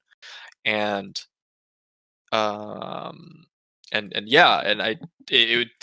is no frontal guard in Succession. There's no C swapping. There's no frontal guard. The only 2 frontal guard skills you have is Chaos Spree and your Rabam Illusion of Restraint. So it's gonna be really hard for Ninja's Succession to PvP. That would be like my first initial look. My understanding of the class would probably be Awakening would be the PvP spec. Succession would probably be the grinding spec because it does so much damage. I've never seen so much damage before. And you guys probably know Serpent Ascension on Ninja. It's probably like the most damaging skill on Ninja. And Succession has 4 skills that is stronger than Serpent Ascension. 4. They have 4 skills that's already more damaging than Serpent. And there are skills that are like actually fast and or protected. So it's really, really strong. Did you guys want me to like just what keep are going those about for? all the skills and stuff? What are those for? Okay, so not only did they added different modifiers or different CCs on these skills, they actually increase the damage modifiers of all these skills significantly. And now Succession all have dots on them. Like every single skill that ninjas have, every single one of them has either a bleed, a burn, or a poison, or Pain. some kind of dot on it. Right. Every single skill, except for like Blazing, because it didn't really have that in the back then. But every single skill has some kind of dot on it now. So if you just SA trade, you're gonna get put like 10 different dots on you now, and the dots are pretty damaging as well. Smokescreen has a dot. Right. It's like 80. Like the smaller ones are It's- 80 per 3 seconds, right? And then the bigger ones Yeah, are it's like 100. 100. Smokescreen is 100 damage every 3 seconds for 18 seconds. So it ticks, 6 times. That's 600 damage right there, just from a dot. This can't be removed. Dots can't be removed in any way. So Are they do they stack? Now I know with obviously skill like add-ons, yes, they okay, stack. they stack with skill add-ons and then the different types. But like if you have 2 poisons, the 2 poisons aren't stacking. Right? Is there any new mechanic that makes it stack? Okay. No. There's no. Yeah. They Right. don't stack. Yeah. So poison is poison. There's only one poison that you'll get. So regarding how okay, so what are the 4 skills that do more damage? So the 4 most damaging skills are now Shriek and Flight, Okay. the new Blade Spin, the new Black Moonlight, and the new Fox Claw. So those are the Okay. 4 skills that are even more damaging than Serpent Ascension. That's crazy. Wait, I think I mentioned. Yeah, those are the 4 skills. Actually, Beheading the Dead does more damage than Serpent Ascension now, but that doesn't. That's a different. I have to explain that later when I get to Fox. Right. But they added so many different things in Succession that is not revealed in Chemo's video. Because Chemo's Right. video is like a first look, show all the skills, representation of the skills, right? He doesn't show all the hidden mechanics that you have to figure out as you play the class. So I think I figure out like 90% of them now, like most of them. So I have a good understanding of what this class will look like. Right. So So I have a question. Yeah. You said that it's a lot more like super armor heavy, and there's apparently 4 skills that do more damage than Serpent Ascension. Do you think that this was like an attempt to have ninjas be like a large scale like AoE fighter or something?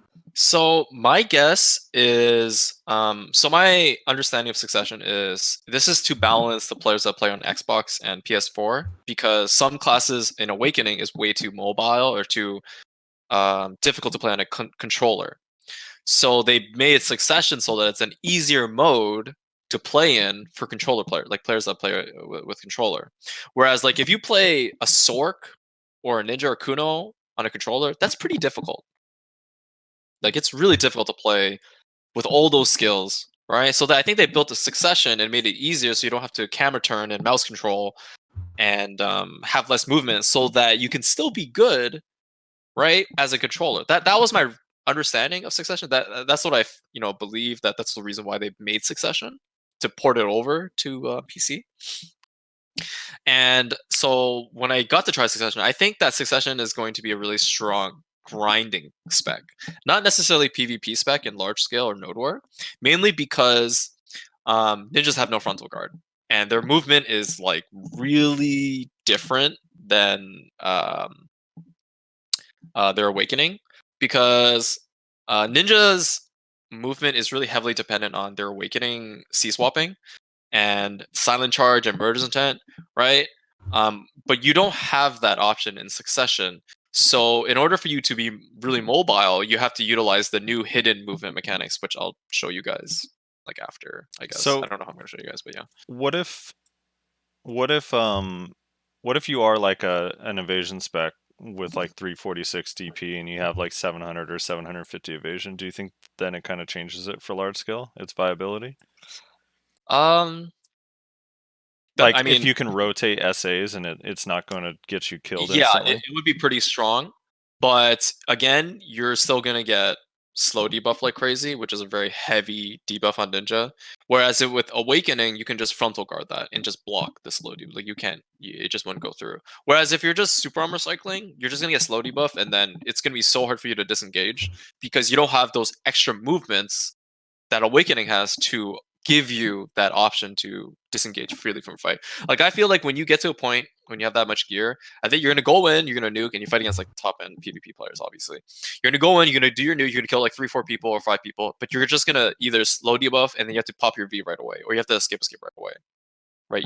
You don't have that luxury of C swapping, disengaging, and then just getting out of a fight really quickly as Succession, because you're 100% gonna get slow debuff by something. So I think it's primarily going to be a PvE spec. I think this, like, there's so much the skills are ridiculously damaging. It's actually insane how much damage you do on this class now on Succession. So, do you think that's their intention? Because to make it a PvE spec, yeah, I think honestly that might be their intention. Mainly, yeah. Sorry, go ahead. No, I was saying interesting. I mean, I was just saying because it seems like they're so like if you look at the Musa Mewa stuff. Like Musa's already really good at PvE, so what would the PvE spec? Or do you just mean specifically for Ninja? No, it's just specifically for Ninja, because I think a lot of people had trouble playing Ninja, grinding and Awakening, right? And it just wasn't efficient enough. Whereas in Succession, I feel like there's probably going to be 6 skill rotation. That's it. And you'll wipe out an entire pack, no problem. And the skills have crazy wide AoE. And that's something that Ninja lacked before, was wide AoE, because you can just run into the middle of the pack and hit everything behind you as well, like full 360 radius. Whereas Awakening didn't really have that option. Most of skills are casting in front of you, right? Like Serpent Ascension is in front of you. Whereas Succession, every single skill can also hit behind you, which is freaking crazy. And that's going to be a huge buff for grinding. I think Succession will demolish grinding speeds. Like I feel like they're going to be good as Lawns or Mystics grinding in History now. Just with this new spec, it actually does so much damage. I thought it was interesting that even the skills that Kuno and Ninja got that are the exact same are not at all the same in Succession. Like for example, Fatal Blow is a completely different function. Foxclaw, completely different function. Yeah, they're so different. They have like movement options tied to them now. Ninjas have a second Malice. When my friend told me about the second Malice, I just thought it was going to be the same Malice. Like it's going to use a cooldown. It's going to be a shared cooldown. And then I went to go test it. They're 2 different cooldowns. I have 2 Malices now. This is ridiculous. Right. They both stiff. They both add a dot. They both can be. The new Malice can cancel into Shadow Stomp now, so you don't have to do Malice, right mouse button, and Shadow Stomp. You can just do the new Malice into Shadow Stomp. So that's fucking crazy. The new Malice, you can actually aim it in different directions now. So you don't have to use Shuriken Toss first. You can Malice Stomp. You can Malice into Stomp now. That's ridiculous. Crazy. That's pretty cool. Oh my god. Yeah, that is. And I'll show you like all the new hidden mechanics. Smokescreen concealment has a different animation now. You can actually do smokescreen right mouse button, which is like a forward dash after smokescreen. So you don't have to do smokescreen concealment anymore. So there's like this new forward dash that you can do after smokescreen. And can you concealment after that forward dash? Yes, you can concealment after that new forward dash. So there's like 2 dashes after smokescreen now. So there's also the smokescreen forward dash can be instantly canceled into Shadow Stomp. It could also be instantly canceled into Beheading of the Dead, and it could also be instantly canceled into Shuriken Flight. So this new forward dash that smokescreen has is fucking sick. It's actually my new favorite skill on Succession.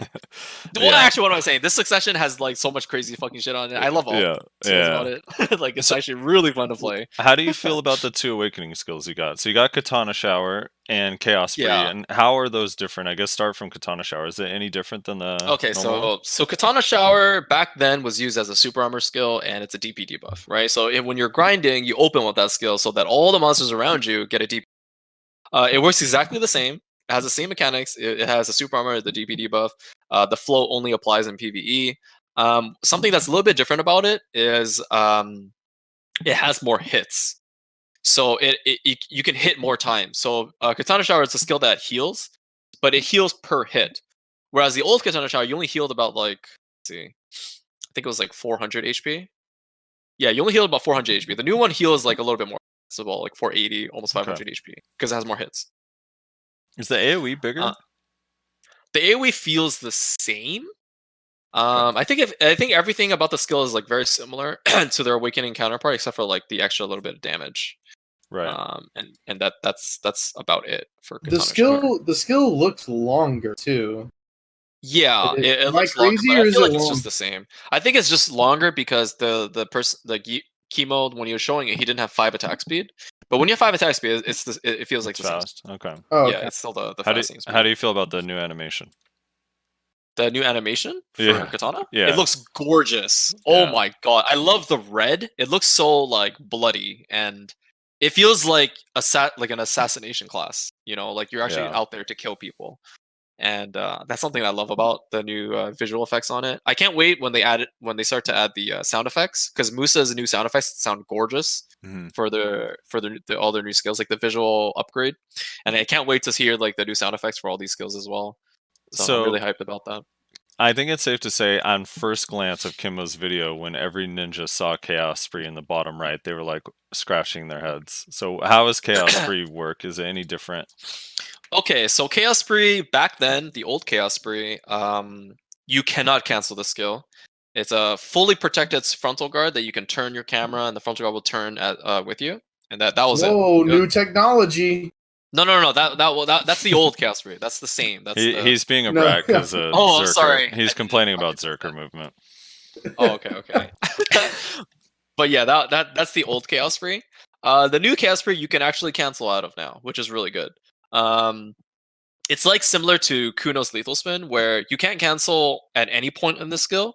You have to cancel at certain points of the skill. So you have like at the very middle part of the skill, you can go step out of it to keep yourself protected.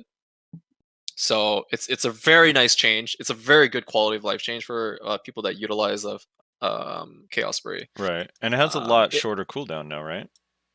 Yeah, it's a 12-second cooldown as opposed to the 25-second cooldown. So you can actually use it in PvP pretty often now as a form of frontal guard. Right. It looks and it awesome. Heals. Yeah, it looks gorgeous. Does it do more damage, or is the damage the exact same? Yeah, it does way more damage. Okay. Think of every single skill in Succession does more damage than Awaken. Just Okay. Every single skill does more damage. All right, so this new Fatal Blow movement thing. Okay, so Fatal Blow has now a new added movement option to it. You press W, and then you do the original Fatal Blow input, which is left mouse, right mouse button at the same time. You can add the W input, and it allows you to dash forward. And it's not protected. There's no protection on it. Fatal Blow now has a new AP buff. You get a plus 12 AP buff while using Fatal Blow. I think this is the change so that back then in Awakening, ninjas had Seamless that gave them their AP buff, right? So you would just cast Seamless, and that would give you AP buff. So now Fatal Blow is going to replace that. So Fatal Blow is going to be the one that gives the AP buff on activation. You don't have to hit a target to activate this skill. Same as Seamless, you don't have to activate by hitting a target to get the buff. Fatal Blow is exactly the same. So I guess you can just use Fatal Blow as a form of movement, because like the forward movement, and then it'll give you the AP buff anyways. So I think that's what it kind of reminds me of Midnight Stinger. Is that how it feels? Like kind of unprotected little jump forward? Yeah, kind of. Okay. All right, so you guys got Half Moon Slash in Shadow Slash. Yeah, so our Shadow Slash is busted as fuck now because it's exactly the same as Kuno's Half Moon Slash. It's a lingering super armor. It activates twice. Stamina consumption only works on the first activation of the skill, so you got to make sure you linger the full skill to get the full advantage of that skill, which is the lingering super armor. They also brought back, obviously I already mentioned, but they brought back lingering super armors on ninjas, and the new Shadow Slash is one of them. So it's a super armor now. It also has a activation speed of it activates attack speed instantly. It's back then our old Shadow Slash only gave us 5%, or our current one. This new one gives us 7%. So very good attack speed buff. Yeah, ninjas are really fast. They're really fast. Yeah. All right, so Shuriken Flight, which is down Q, right? Or SQ. Yep, down Q. In the current game, it does like kind of no damage. No, it does like barely any damage. Now the new one does do damage, has a flow, and is also an SA. Is it different from the old Bladesmith? Because it looks the same. No. Okay, it's very similar to the old Bladesmith, yes, with the flow. However, the super armor only activates on the the left mouse or the right mouse input at the end of the skill. So Shuriken Flight actually has a new skill animation. So you do Shuriken Flight, but when you press left mouse or right mouse, it does like a little forward slash movement skill or a backward slash movement, depending on which input you click. And only that has super armor. Got it. Okay. That very end of the skill has super armor, not the float itself. So the float itself does not have super armor. So that was a misinterpretation of the skill. So we tested it out, and it also says on the skill that super armor on third hit, which means the very ending of the skill has the super armor. Okay. So it's not as broken as I thought it was going to be. Because I thought I was just going to go around, block jump, fucking Shuriken Flight, and just dunk people into the ground. But I can't do that. Does the skill feel any faster? Is the animation the exact same? It's fast as shit. It's so fast. I don't know if it was just me, because I'm naturally a really fast player. I don't know if it was me just moving quickly, but that skill feels really fast. The cancel between the Shuriken Flight into the input, like the left mouse, right mouse input, it's seamless. There is no gap. So if you're punishing Shuriken Flight, like the beginning of the skill that doesn't have super armor, you can literally just input the left mouse right away, and you'll get the lingering super armor instantly. So it's freaking really good. Yeah. So I'm loving this skill. I think Flight is now probably one of Ninja's most powerful skills.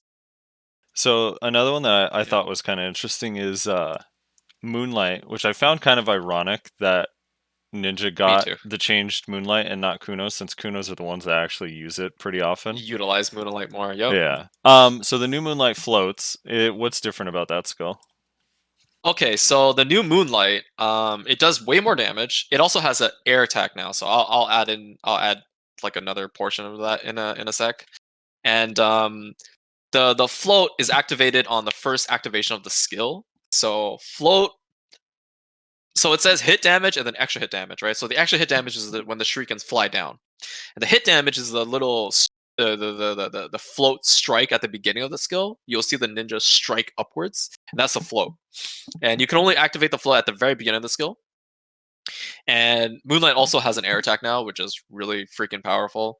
But yeah, that's the new skill. The new Moonlight skill. It also still does the stiff on the extra hits as well. And it's not protected. Fast in combos, isn't it? Yeah, it is pretty fast. That's because of the new Fox Claw. So Fox Claw now has a float in it. It stiffs and it does a float, and it does an insane amount of damage. Like, it just does so much damage, and it also heals on every single hit. By the way. Right. So what does Fox Claw cancel it or something? Yeah, so Foxclaw has two new inputs now, okay? So you do the regular input, the shift right mouse button input, okay? Now, there's a flow, kind of, but it's like a new input. You either hold left mouse button, and that will activate Black Moonlight instantly, or you press the right mouse input, and that will activate Beheading of the Dead instantly. Oh. So whenever you do a combo, you could just do like Fatal Blow, Foxclaw, and then hold left mouse, and then it does the Moonlight follow-up. Or if you do hold the right mouse button, it does the Beheading input right away. So it's really powerful, and it's a really easy way to deal damage. So yeah, that seems cool. Very strong. The animation is very cool. damaging. Yeah, it's gorgeous. That was another one where the Kuno's Foxclaw looks more traditional in Succession, and then this one's like that blood red kind of cool animation. All right, so what are some of the hidden shit that maybe we don't see just from watching these, like some of the other hidden stuff? Okay, so the new hidden stuff that Ninja has is the new smoke screen, the smoke screen movement. So back then, most ninjas have been able to do this for a while now. So you basically just do smoke screen, you press spacebar again for concealment, and then you ghost step, and that's like the bread and butter type of movement that ninjas have been using for a while now. The new movement with smoke screen is now when you press smoke screen, instead of pressing spacebar again, you can just press the right mouse button, and that will move you forward like a little dash. And this movement is fully protected. I don't know how effective it is. I don't know if it's fully super armor, but when I tested it, I couldn't get CC during this movement. And so Ninja does like a little forward dash, and then he does like the hand seals waves whenever, like the beginning of Shadow Stomp. The slow animation, he does like the little hand seal. You know what I'm talking about? Right, yep. He like waves his hands around. Yeah. So smoke screen, when you do smoke screen, you could do that, and it does that little hand seal. And if you input Shadow Stomp, it casts it instantly. Nice. Yeah. Okay, so that's one of the new movement skills. The other two, these are the ones that are not shown. Neither was the smoke screen. if you press ankle cutter, you can actually press a right mouse input now, and it does the little hop. And this is lingering super armor, full lingering super armor. So you press ankle cutter, it utilizes the cooldown of ankle cutter. Okay, and then when you press right mouse button, it jumps the character forward. He does like a little hop. Think of like a double jump, but like a Right. hop. And is Yeah, this and then he does like a is that associated Sorry? with any skill? Does that put a skill on cooldown? no. It does. It's not associated with any skill. It's just like an activation after ankle cutter. So it utilizes the ankle cutter cooldown. So it's a 10-second cooldown.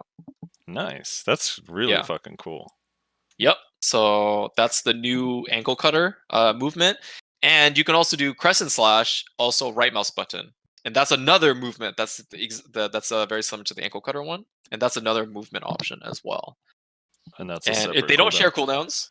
They don't share Nice. cooldowns. It's not the same cooldown. The little hop is not a cooldown at all. It's only it utilizes the crescent cut slash cooldown, which is 7 seconds. That's pretty cool. Yeah. See, that's why I love like these random little new mechanics in Succession. Yeah, it's freaking crazy. Yeah. That's fun. Man, I can't wait. Like one of the things that has me so excited about it is just right now it's like there's 16 classes you kind of have to be prepared for, but it feels like it's going to Yeah. be more like 32 once Succession comes out. Yeah, when Succession comes out, yep. Because I think it's fun, like not just playing something new, but also playing against something new is just going to make it feel fresh. Yeah. Does it have any new like buffs that go on your buff bar? Like I don't know if you saw the shadow stacks that go on like Kuno. Does it have anything like that? No, we don't have the shadow stacks that Kunos have. Whereas Kunos is whenever you use a shadow skill, you get a minus 20 DP debuff on your target, whatever that skill hits. Ninjas don't have anything like that, unfortunately, and I think that's fine because our kit for Succession is really fucking powerful right now. So, Right. yeah. I noticed one of the complaints. I don't think people realize that you can still use your pre-awakening kit as long as it's not in the Succession. Because I saw someone you don't complaining have to, yeah, that Ninja doesn't have Shadow Stomp anymore. I'm like, no, it still has Shadow you Stomp. still have it. You just it's just not a Succession version. Yeah. Yeah, I don't know. Like, there's part of me that thinks because I see what you're saying. Obviously, PVE, I think it's going to be ridiculous because it just seems like blatantly obvious that it's just hard hitting nukes. But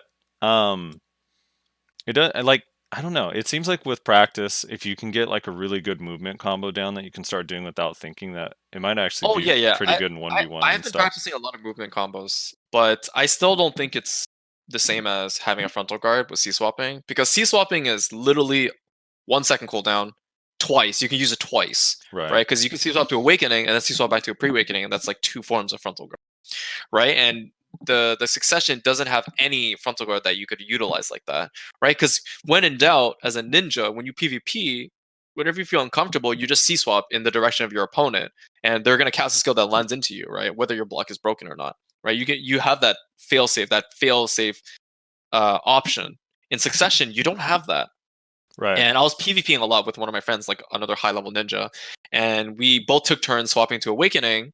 So we went to play an Awakening spec against the Succession ninja, and then we reversed it. We would be like Succession versus Awakening, and we wanted to see how well Succession works. And Succession we found out that most of Succession was primarily just SA trading, right? Like, because your engages aren't as effective as having silent charge murder's intent, right? And in Succession, you don't have that option. So it was really hard landing a CC on a fast-moving ninja in Awakening. And most of the CCs that I tried to land ended up going into his block. So it was actually pretty hard to land a CC. Obviously, I'm not as adept as my Awakening ninja, right? But like I feel as though that's going to be something that's going to be hard to overcome. Is the frontal guard. Do you think if it just had an S block, it would kind of solve that a little bit? It's not the same. It's not the same because the problem with S blocking is you get stuck in block stun whenever something hits you. Like Kuno's Q block, whenever something hits you, you get stuck in Q block, right? Until either the skill is ended or you're like mashing step to get out of it, right? Like the tiny little gaps. Whereas if you S block, we'd have the same problem. Like getting stuck in hit stun is really difficult to get out of, to maneuver out of. So I thought we were supposed to have some kind of C swap, but it's unfortunate that we don't have that. I think that's okay though. There's probably more options that I haven't discovered yet. Like I think Shadow Slash is going to be the new playstyle with Ninja. You know how Kuno just they when in doubt, they half moon. Right.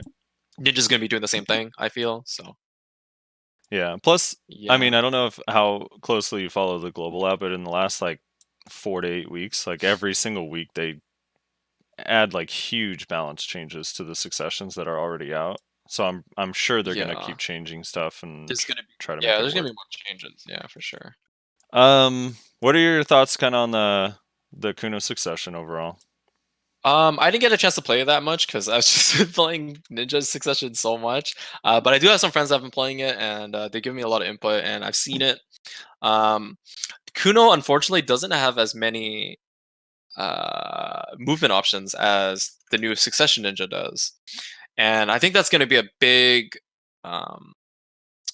It's going to feel really restricted playing the Succession Kuno. I don't know if there's going to be added movement in the future for the Succession Kuno, but at the current state, there's very little movement options other than your usual go step, right? Well, so here's the thing. And I was thinking that at first too. I mean, I was talking with a few other Kunos. So on first glance, kind of the same as you. I was like, this is not that good when I first saw Chemo's video of Mhm, just demoing Kuno. mhm. But some of the, I don't Yeah. know, you probably know all this stuff, but like Dance Macabre can be canceled with Kunai Throw, Yeah. which Mhm. is really cool. And the distance is actually further. And the interesting thing about that is that the lingering essay on Dance Macabre in Succession is really long, which is Oh, kind that's of good. cool. Yeah.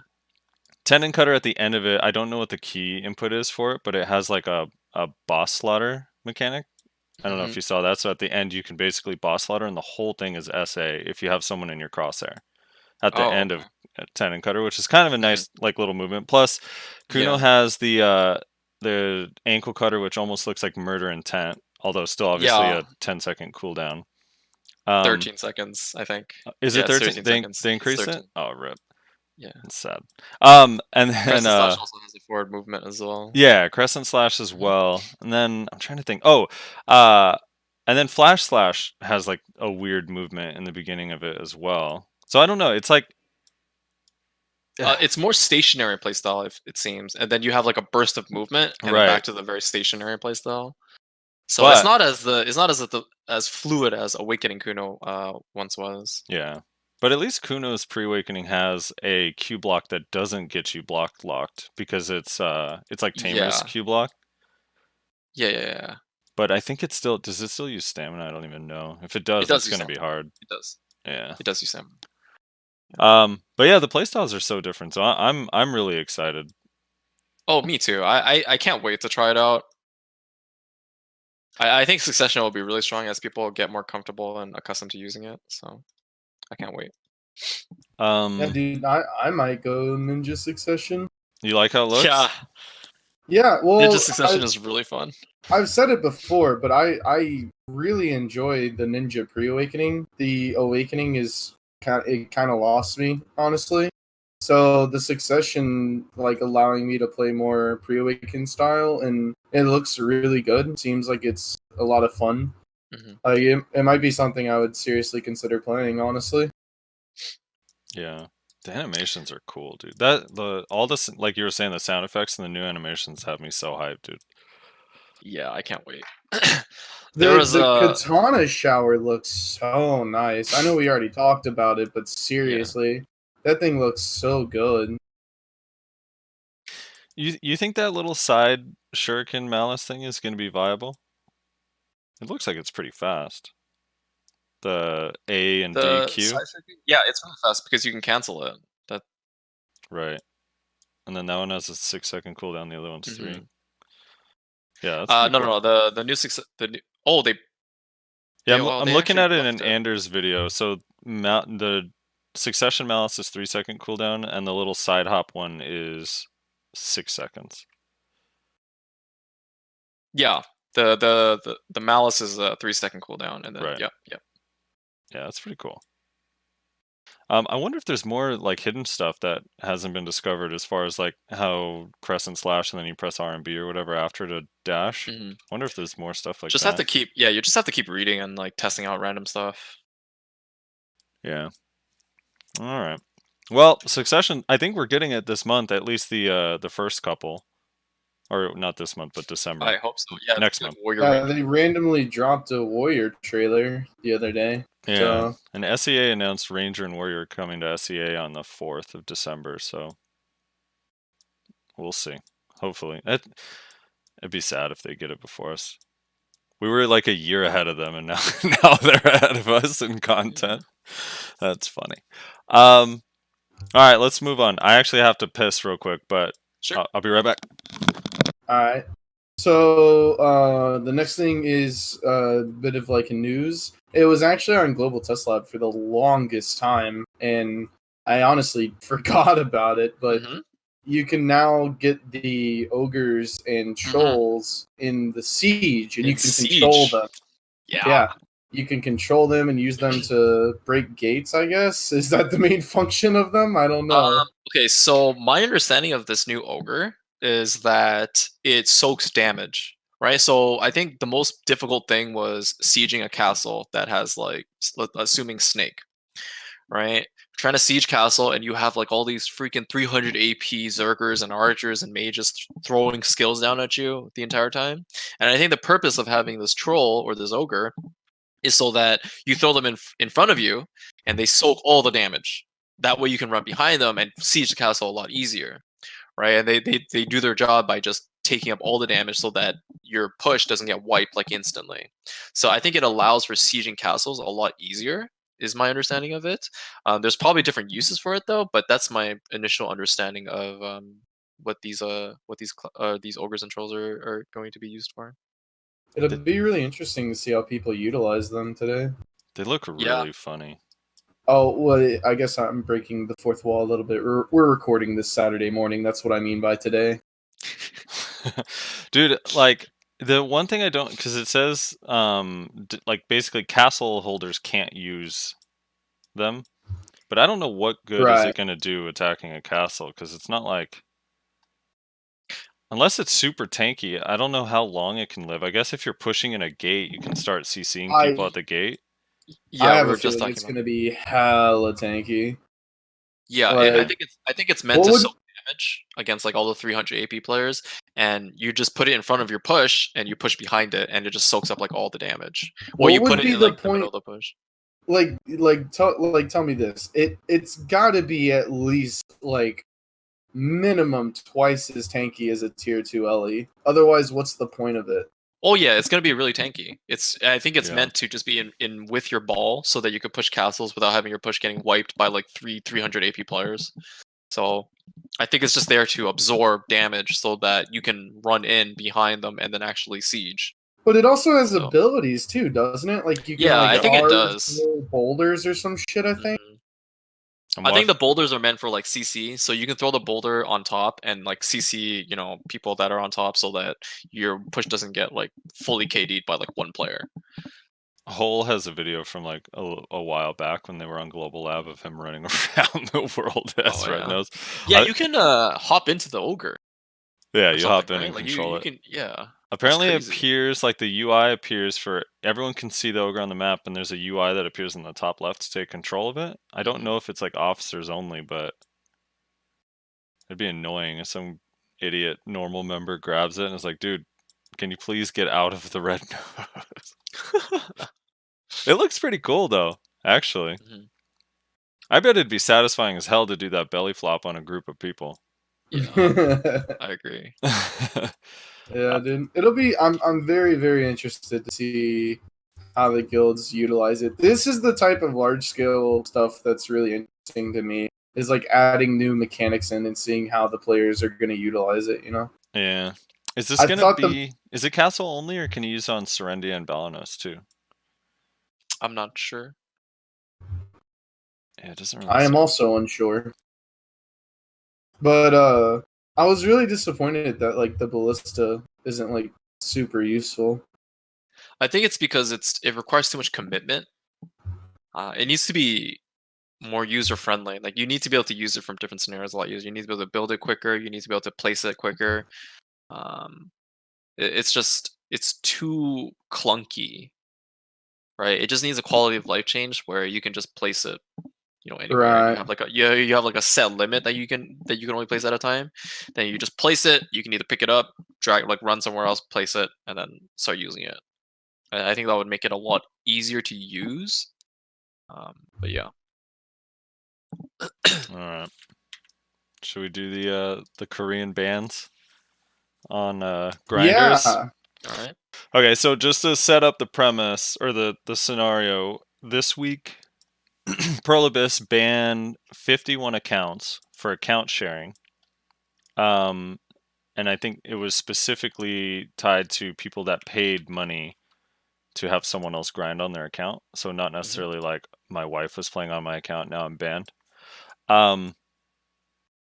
So obviously now the fear or concern or hope, depending on where you stand, is that this is going to come to North America. I'll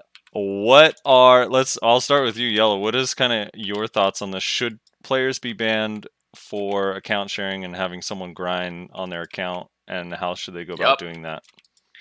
I think Korea's going in the right direction, banning, people that grind on their accounts. I think it's perfectly fine, perfectly fair. It's just, it allows players to gear up so incredibly fast because they have someone grinding on their account. Especially if your account is like pretty geared, right? You can grind in like the high end places, and you can literally make the same money for like in that hour, like 130 mil an hour, 24 hours a day. Right. And you can literally get pens once a week, no problem. Like buying them, you're not even gonna enhance. Like no one enhance. That's the old meta. You don't enhance anymore. And you just buy pens every single week. So yeah, it's definitely gonna change the face of BDO in NA for sure. There's a lot of people that abuse this. So Rez, your thoughts? Yeah, I think I'm for it. I'm not as strong as most people probably are that are for it, but I think it's overall healthy for the game. I know people are going to be upset, but yeah, I don't know. I think it's a good direction for the game to go in. And I saw, like, I've been seeing a lot of things where it's like, well, the game's like pay to win anyway, so like, what does it matter? It's just another form of pay to win. It's like, yeah, but at least when somebody's like, like buying costumes, that money's going to the development of the game at least. You know what I mean? And the costumes are going to the community. Yeah. But yeah, I mean, that's not even really a good argument because the cost benefit difference is so massive of buying costumes and selling them versus paying someone to grind. It's so much more pay to win to use a Panonia. I mean, you can buy costumes all you want. You're not buying a pen every single week with costume selling. Yeah. Because unless you're that guy that plays in South America, who's like Russia. I think it was Russia. Right? Yeah, the whatever. guy that like he buys like 30 costumes. I just know there's some prince that spends like thousands and thousands of dollars every week. Oh, okay. Maybe That's that is someone else. Insane. My God. I thought it was SA. Maybe it wasn't. No, it might be. I was thinking of someone. The guy I was thinking of was just a normal dude. He's not a prince. He just he spent like $300,000 selling costumes on the Russian server. Jesus Christ. That's the funny thing too, is he wasn't even full pen. Yikes. Yikes indeed. So my thing is this, because I definitely think people should be banned for it, and I definitely I hate people that use it because I think it's way too much of an advantage if you compare it to what the competition is. So obviously, like, we all have the same chance of making 100 mil an hour when we're actively playing, right? Like grinding and using our loot scrolls and yada yada yada. Yep. So cool. AFK money is really dog shit. Like AFK fishing, AFK any of that. You go to work for 8 hours, you come back, at most you made like 50 mil. Right? Like if you are really efficient. Yeah, that's crazy, like absolutely high end. And these people are making that in just 30 minutes. So the advantage is just way too big. So I do think people should be banned, and I think that they should be strict, but I think that they have to be like really clear about it, because one of the issues I see is they've allowed it to happen now for 2 straight years where no one was getting banned for it, because this is not like a brand new thing. It's just now people are so comfortable with it because they've never done anything about it that it's like just becoming more and more common. It's the norm. Yeah, you have people openly talking about it in game, you Right. know? There's people that Yes. literally like, Oh oh, that my was my peanut. God. Yeah, I've heard so many people like, oh, I was like, dude, why were you ignoring me yesterday? Like, oh, dude, I was at work. That was my Pinoy. And I'm just like, it's like no one even Like, cares that's anymore. the norm. Yeah, Yeah, it's that's the just totally norm. normal. So I It's a think normal conversation. if they do it, I honestly think that they have to. I don't know. Like this is just a suggestion, not saying it's for sure the best thing to do, but I almost feel like if it's retroactive, it's going to be a huge backlash. I almost feel like they have to basically announce, hey, going forward, we're taking this very seriously. If someone else is grinding on your account, you are going to be banned. And then from that point forward, if they catch anyone doing it, they ban people. Yeah. I almost feel I like think that would that's be how fair. they have to do it. Because I think that would be fair. Yeah. I seriously think there will be like hundreds, if not thousands, of people banned if they just boom, like, all right, we're getting everyone at once. Although I would like to see how that results. That would be crazy, like I a would like to zombie see it just apocalypse. for them fucking memes. Dude, like Yeah. Reddit is gonna explode. You would see Clash in Valencia. That's all I'm gonna say. Right? All the siege guilds have 40 members in it. We go in Valencia, boys. Yeah. I mean, one of the other things too, and this goes both way, and I don't fully understand like economy as much as someone like Jeffy the Wise that can figure out like how everything affects everything else. But if I'm Mhm. saving up and grinding my ass off like 5, 6, 7, 8 hours a day, which is not easy to do, especially when there's other shit to do when you want to be like PvPing and doing fun Yeah. stuff. If I'm spending Yeah. that much time grinding and the price of really expensive items are going up and up and up because I can't compete with the amount of silver that people that are paying Yeah. other people to grind have, like that sucks. So it's not just like, oh, this guy has more power than me. It's also like I can't even buy the stuff I want because it's sold out and the price is skyrocketing because I Yeah. can't grind fast enough to keep up with these people. So that part I really hate. So I despise it. If they banned everyone, me personally, I wouldn't care. I just know, like, if they instantly banned everyone, I just know that the community would be like up in arms, and you'd have like 50 people that are like, I did not. This is a wrongful Oh, ban. You know what I mean? Like that. no Those posts matter- would be everywhere. No matter what happens, like if they go through with this in any sort of way, you're gonna see at least 20 posts on Reddit in like the first fucking week. Yeah. I was wrongfully banned. It's like, okay, dude, how often has this happened? Like over the course of like history? Like, I feel like it's like 1 in 1,000 of these claims are legitimate. So Yeah. Man, it's gotten so out of hand though. Like it actually does kind of bother me. It's fucking crazy. Yeah, but I think it's just the same for any MMOs. It's been like that for years now. Every MMO, every game has some kind of account boosting. So it's Yeah. just really hard to regulate that.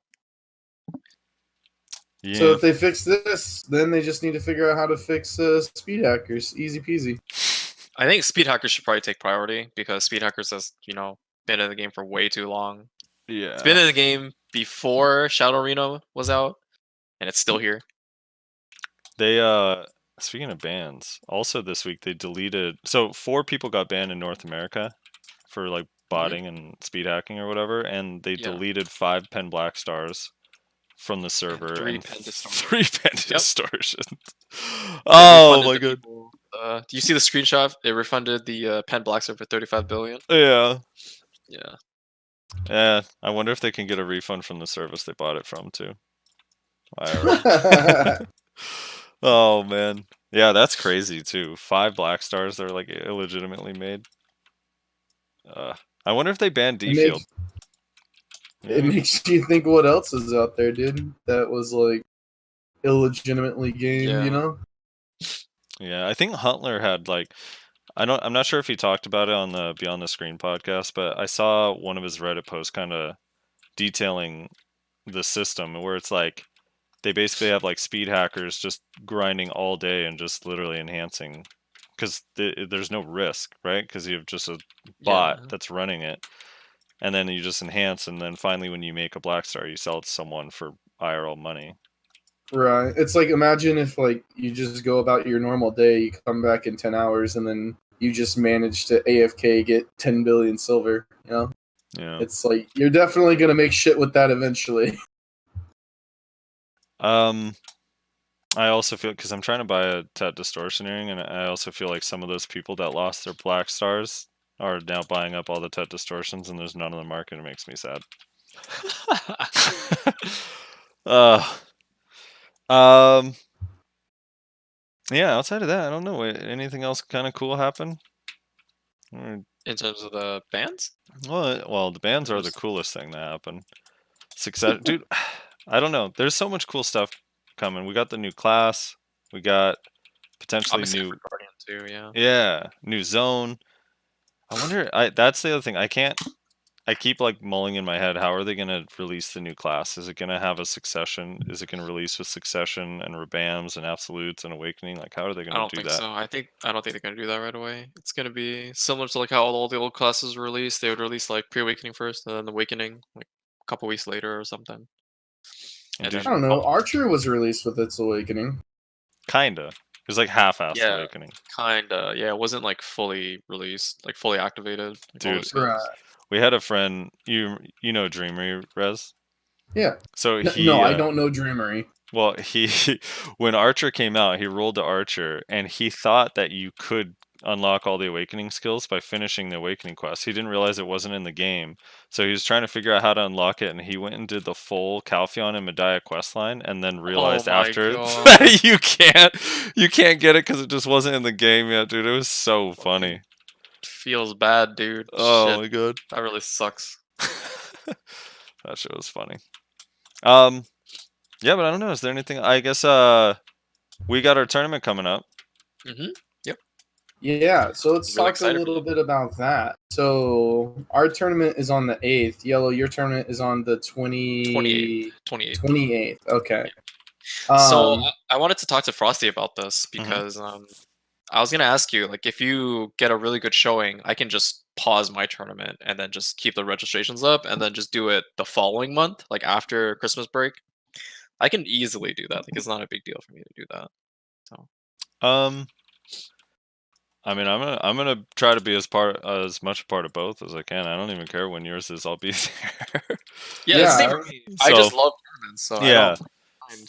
For Yeah. me, they weren't happening often enough, which is kind of why we even came up with it. Like, it's funny because when we Yes! first talked Thank about it, it was like, man, there hasn't it been a was tournament right in after the so BSL long. died.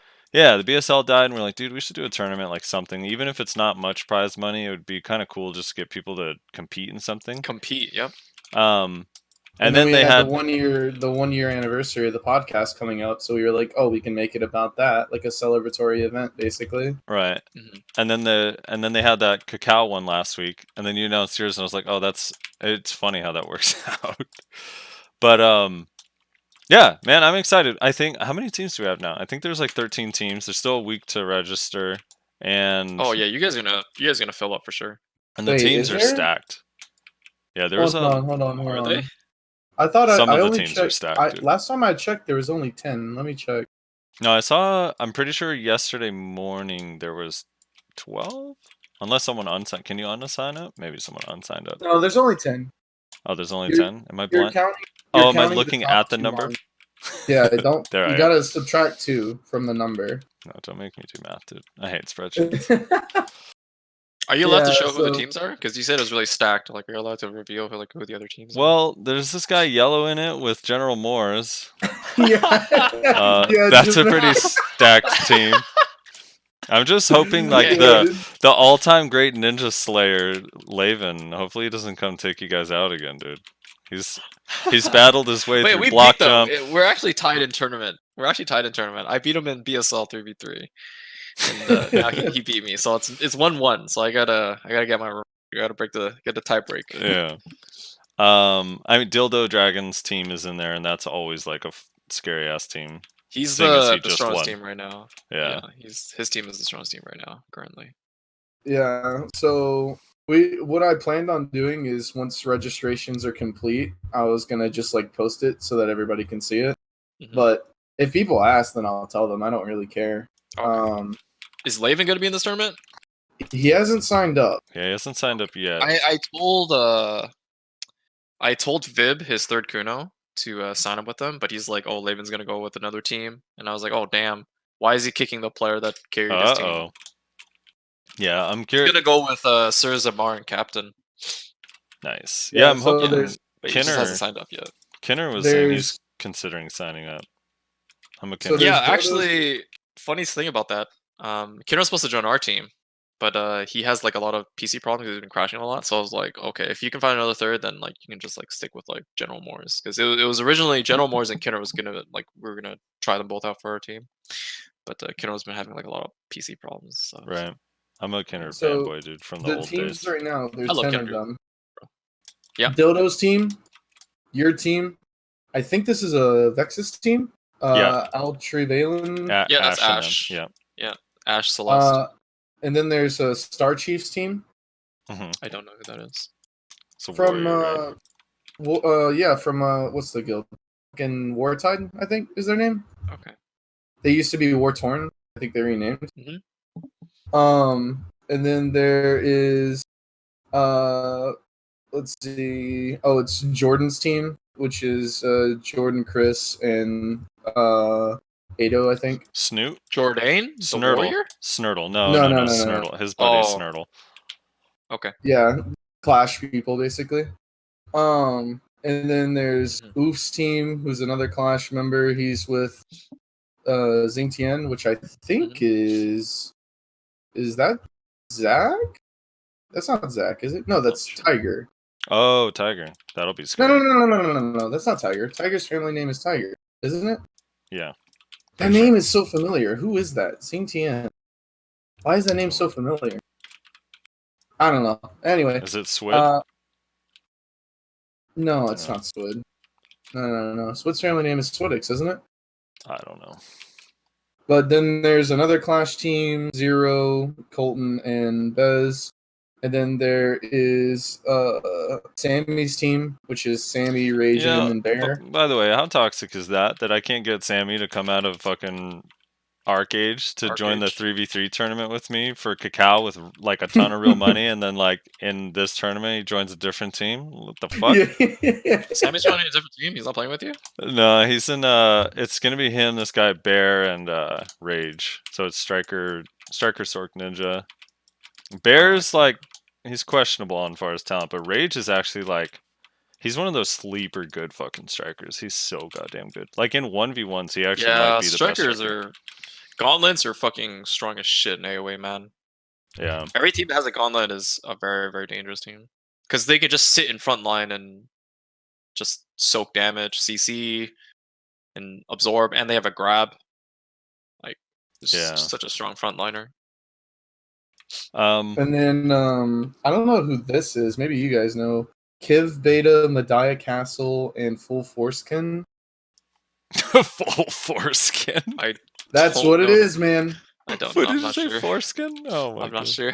It's literally full underscore right. force, like Star Wars Force, and then Ken. So it's pronounced Full Foreskin. All right. I love it, dude. It's That's gonna actually be, it's Dildo Foreskin Finals, dude. And then the 10th team right now is a BNA team. Blade and Arrow. Cool. Okay. Yeah, so potentially Laven will sign up, and then Kinner, and we'll. I hope he does. I'm gonna push, kind of advertise a little bit more this week too. Get some people in there. Yeah, I was going to as well. What if you get more than 16 teams? What are you gonna just lock out at 16? Lock out. Sorry. Oh, Yeah, we'll lock out at 16, but we'll put a reserve in case the team like bails last minute. We'll probably try to get like a couple teams reserved just in case. Yeah, I'm excited. It'll be fun. Yeah, I love tournaments, man. I wish there was more. That's That's why I made my own tournament series, so I'm pretty happy. You reminded me Yeah. yELo, about Vel. I gotta talk to Nash and you Resler about that. We might have to do a Vel break, a little intermission during Vel, and then come back. Okay. Yeah, shouldn't be too bad. It's only like 30 minutes or whatever. Well, it's Right. you said it's only gonna be 16 teams, right? So I don't think Right. it'll be that long of a tournament. Right. Because the charity tournament lasted like 4 hours, and there was 32 teams. Oh, okay. 38 teams, sorry. Yeah. Yeah, but also we're scuffed as fuck, so who knows what's gonna happen. Yeah, but after like so sign up for the tournament if you haven't, if you're interested in PvP, and then after the fact, like yELo's tournament is you're going to be doing it every single month, right? Once a month. Yeah, I want to do it once a month. That's the consensus that a lot of people want is Yeah. once a month. So let's try to grow that too. Get more tournaments, Hell shit to yeah. do in the community. That shit's fun. I'm down. Gives us something to talk about on the show too. Having tournament winners. Yep. Yeah. Anything else you want to go over, Rez? Before we go to comments? Oh. He's out. He's muted. Man, what do you think they're gonna do for? Like, can't wrap my head around what are they gonna do for Wizard and Witch Succession. I'm actually super interested. Wizard and Witch Awakening is really strong. So Yeah. it's really hard to find a balance between not making it too broken and making it like good enough so that people that try Succession won't be as bad. So Yeah. I think it's gonna be really hard to find that balance as a developer. There's this part of me that's hoping it's like a 1v1 spec. That would be so sick. That would be What really is, sorry? cool. I just came back. Wizard That'd actually be so Succession, cool. if it ended up being like Oh, a 1v1 yeah, that'd spec. be cool. Man, but my only issue with it being like if Ninja Succession's super good at PvE, but they still kind of want to use their Awakening for Siege and Node War and 1v1s or whatever, like they need, if that's how it's going to be going forward, they need to like make the skill resets not cost anything. So I had an idea about that. So in Blade and Soul, there was I don't know if you guys play Blade and Soul, but they had a like a Pearl Shop item or whatever, and you buy it, and it's basically a skill tab, and you can spec the tab to PVE and the PvP. So my guess is in BDO you can have the exact same tab, and when you go PvP, you just click your Awakening tab when you're out of combat, and it just switches all your skills to like your pre-made skill list, skill tree. That's your Awakening tab. And then when you want to go grind, you use your Succession tab. You just click your PvE tab, and it just switches all your skills to Succession, just like seamlessly when you're out of combat. Yeah. And it's like a 10-second cooldown or whatever if it needs to be. And Yeah, I but think they can't make money off of that. Well, they would be in the Pearl Shop. yeah, you'd have to buy a skill tab, right? Otherwise, you either have to stick with one. That's spec. going to be a hell of an expensive skill tab. That's fine.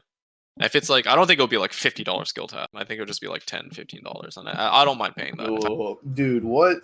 If they're going to require skill resets to change every time you want to swap between like Succession and fucking Awakening, those cost what, $11, I think? Oh Right? yeah, Well, but I meant but like that's the skill 30 tab. That's a 30-day one though. And you also can get it for free with loyalties for 1,000 or whatever, 2,000. It would be annoying to have to always pay for the skill tabs or the skill resets. So I think a skill tab would be more beneficial to most players. No, I agree, but my point is that if that's going to be a permanent thing, it's going to be at least like $100. I mean, the tent's not even $100. I don't know. Yeah, but the tent doesn't allow you to literally change your gameplay. Kind of does. Dude, I would don't know, love it. $100? There's not even anything else in there that's $100 except for like a whole swap to another class. Yeah. I would love it if I had the skill tabs. Oh, yeah. That would be I dope. think I it think would that be- would be really helpful. I think it would be a good idea. Absolutely. That, I don't know. There is part of me though that wishes, like, kind of hopes there's like, well, I don't know. I guess it doesn't really matter. Yeah, I think that would be cool. It would just be fun, man. It would make it so like your class just feels like two separate classes, and you can switch in and out. Yeah, whenever. there's more, individualism. There's more people that can do their own thing, right? Not everyone is playing the exact same spec all Right. the time. You're gonna see like, oh, there's a ninja. Oh shit, he's a Succession ninja in PvP. Yo, this is hype. Let's go. Right? Yeah. There's just different options now, and I think variety in MMOs is really important to have. Well, that's the other thing too that'll be kind of cool to see is like when you're talking about like a best, like, oh, the best Sork is blank, but the best Succession Sork is blank. Like that. Yeah, exactly. That'll be cool. That's gonna be so cool. I know. Yeah. There's just more people playing. Reslar And will ultimately, still yeah, be a and ultimately, cube I up think if you want a healthy game, you want to have a lot of people playing it. What'd you say about me, bitch? Yeah, Talking shit? You'll just still be a Q buff bot no matter what happens. Watch Cube of Zerker Succession. Cube of Zerker will be almost as strong. Yeah, dude, one of the It's gonna be awakening sick. skills we get in Succession is Q buff. It's gonna be so sick. I'm telling you, Zerker Succession is gonna be dope. Yeah, I They're gonna have really- like feeling they're gonna it. have more I- movement. They're gonna have like some kind of movement skill that you're just gonna fall in love. I know I've said this before, but I really don't see myself playing Succession Berserker, regardless of what You it haven't is. seen it yet. Dude, You haven't seen it all it has to Dude, do no, is have cool lit- animations and you'll be sold in a second. Literally, the reason I play Berserker is for the canon. Like, that is why I enjoy this class and why I find it so fun. That's true. Maybe you'll be Like, sucked the- in by the Witch or Wizard Succession. I mean, quite possibly, yeah. Like, I honestly, like, the Successions have added a lot to my reroll plate. I might be as bad as Frosty once the shit comes out, honestly. Dude, I've actually like this is the longest I've been content with the class in a long time. Like I actually really like Kuno. You know, one of the issues I had with Kuno and the reason I rolled off it before is I was one of the ones kind of struggling in PvE. But I was watching a video. There's some people that came up with really cool new skill rotations for Histria, Starzone, and Secrea that are really, really effective. And now it's just made it way less tedious for me. So I actually haven't even felt the urge to reroll in a while. Dude, I have been fighting off the reroll urges here lately. Yeah, I know. Especially last desync, siege. dude. Last siege was miserable. I was thinking about your desync recently. You know, there's a lot of like yELo. You know, you're good friends with Nova, right? Like Nova, Optimus Nova. Supernova? Yeah, Supernova. Yeah. So a lot of he has like kind of high ping, and a lot of Sorks feel like Shadow Leap has an opening, but it's like literally just ping. And I feel like Rez, if you played Sork, you would be getting CC'd out of Shadow Leap all the time. I don't. Quite likely. I've yeah. never felt like it's so funny because I have really low ping. So every time someone's told me that, I'm like, dude, there is no gap in Shadow Leap. I've like never been CC'd out of that skill. But then like high ping Sorks, like, dude, this shit is open in the beginning. So I just feel That's like why I'm like, I'm Yeah. literally just trying to like build some defense now that I'm 273 because I'm like, I feel like some of my problems will be solved if I just start getting tanky. yeah, a little bit. Like, not all of them for sure. Like, getting tanky isn't gonna fix my fucking shit ass internet, obviously. But like, at least I won't get one hit by a BSR Grim. Oh god, dude. That's the other one actually. That's probably like right after the Kuno spin that people complain about BSR Grim lately. I hate that fucking ability. It needs to be 50%. It is 50%. Is it? It doesn't feel like it. It is the 50%. It literally feels like a 25% with how often I get fucking BSR. It's so dumb. I That's hate funny. that ability. Yeah. All right. On to comments. Do you have anything else you want to talk about, Rez or yELo? No. Did you want to How stick around could for a they nerf comment section? BSR? Yeah, sure. I can see you. How could they nerf it? Dude, if they Yeah, did, tell me. I seriously think because of how lame Sork's 100% is, I really think it wouldn't be that bad if they just moved Black Hole to 50% and made the BSR Grim the 100%. I don't think that would be that bad of a thing.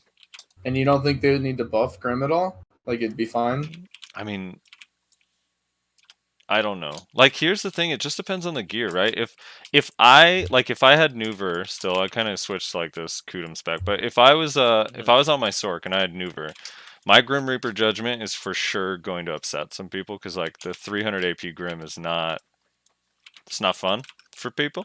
But someone with like Bear or Nova, they always tell me that they don't really get that many kills with it.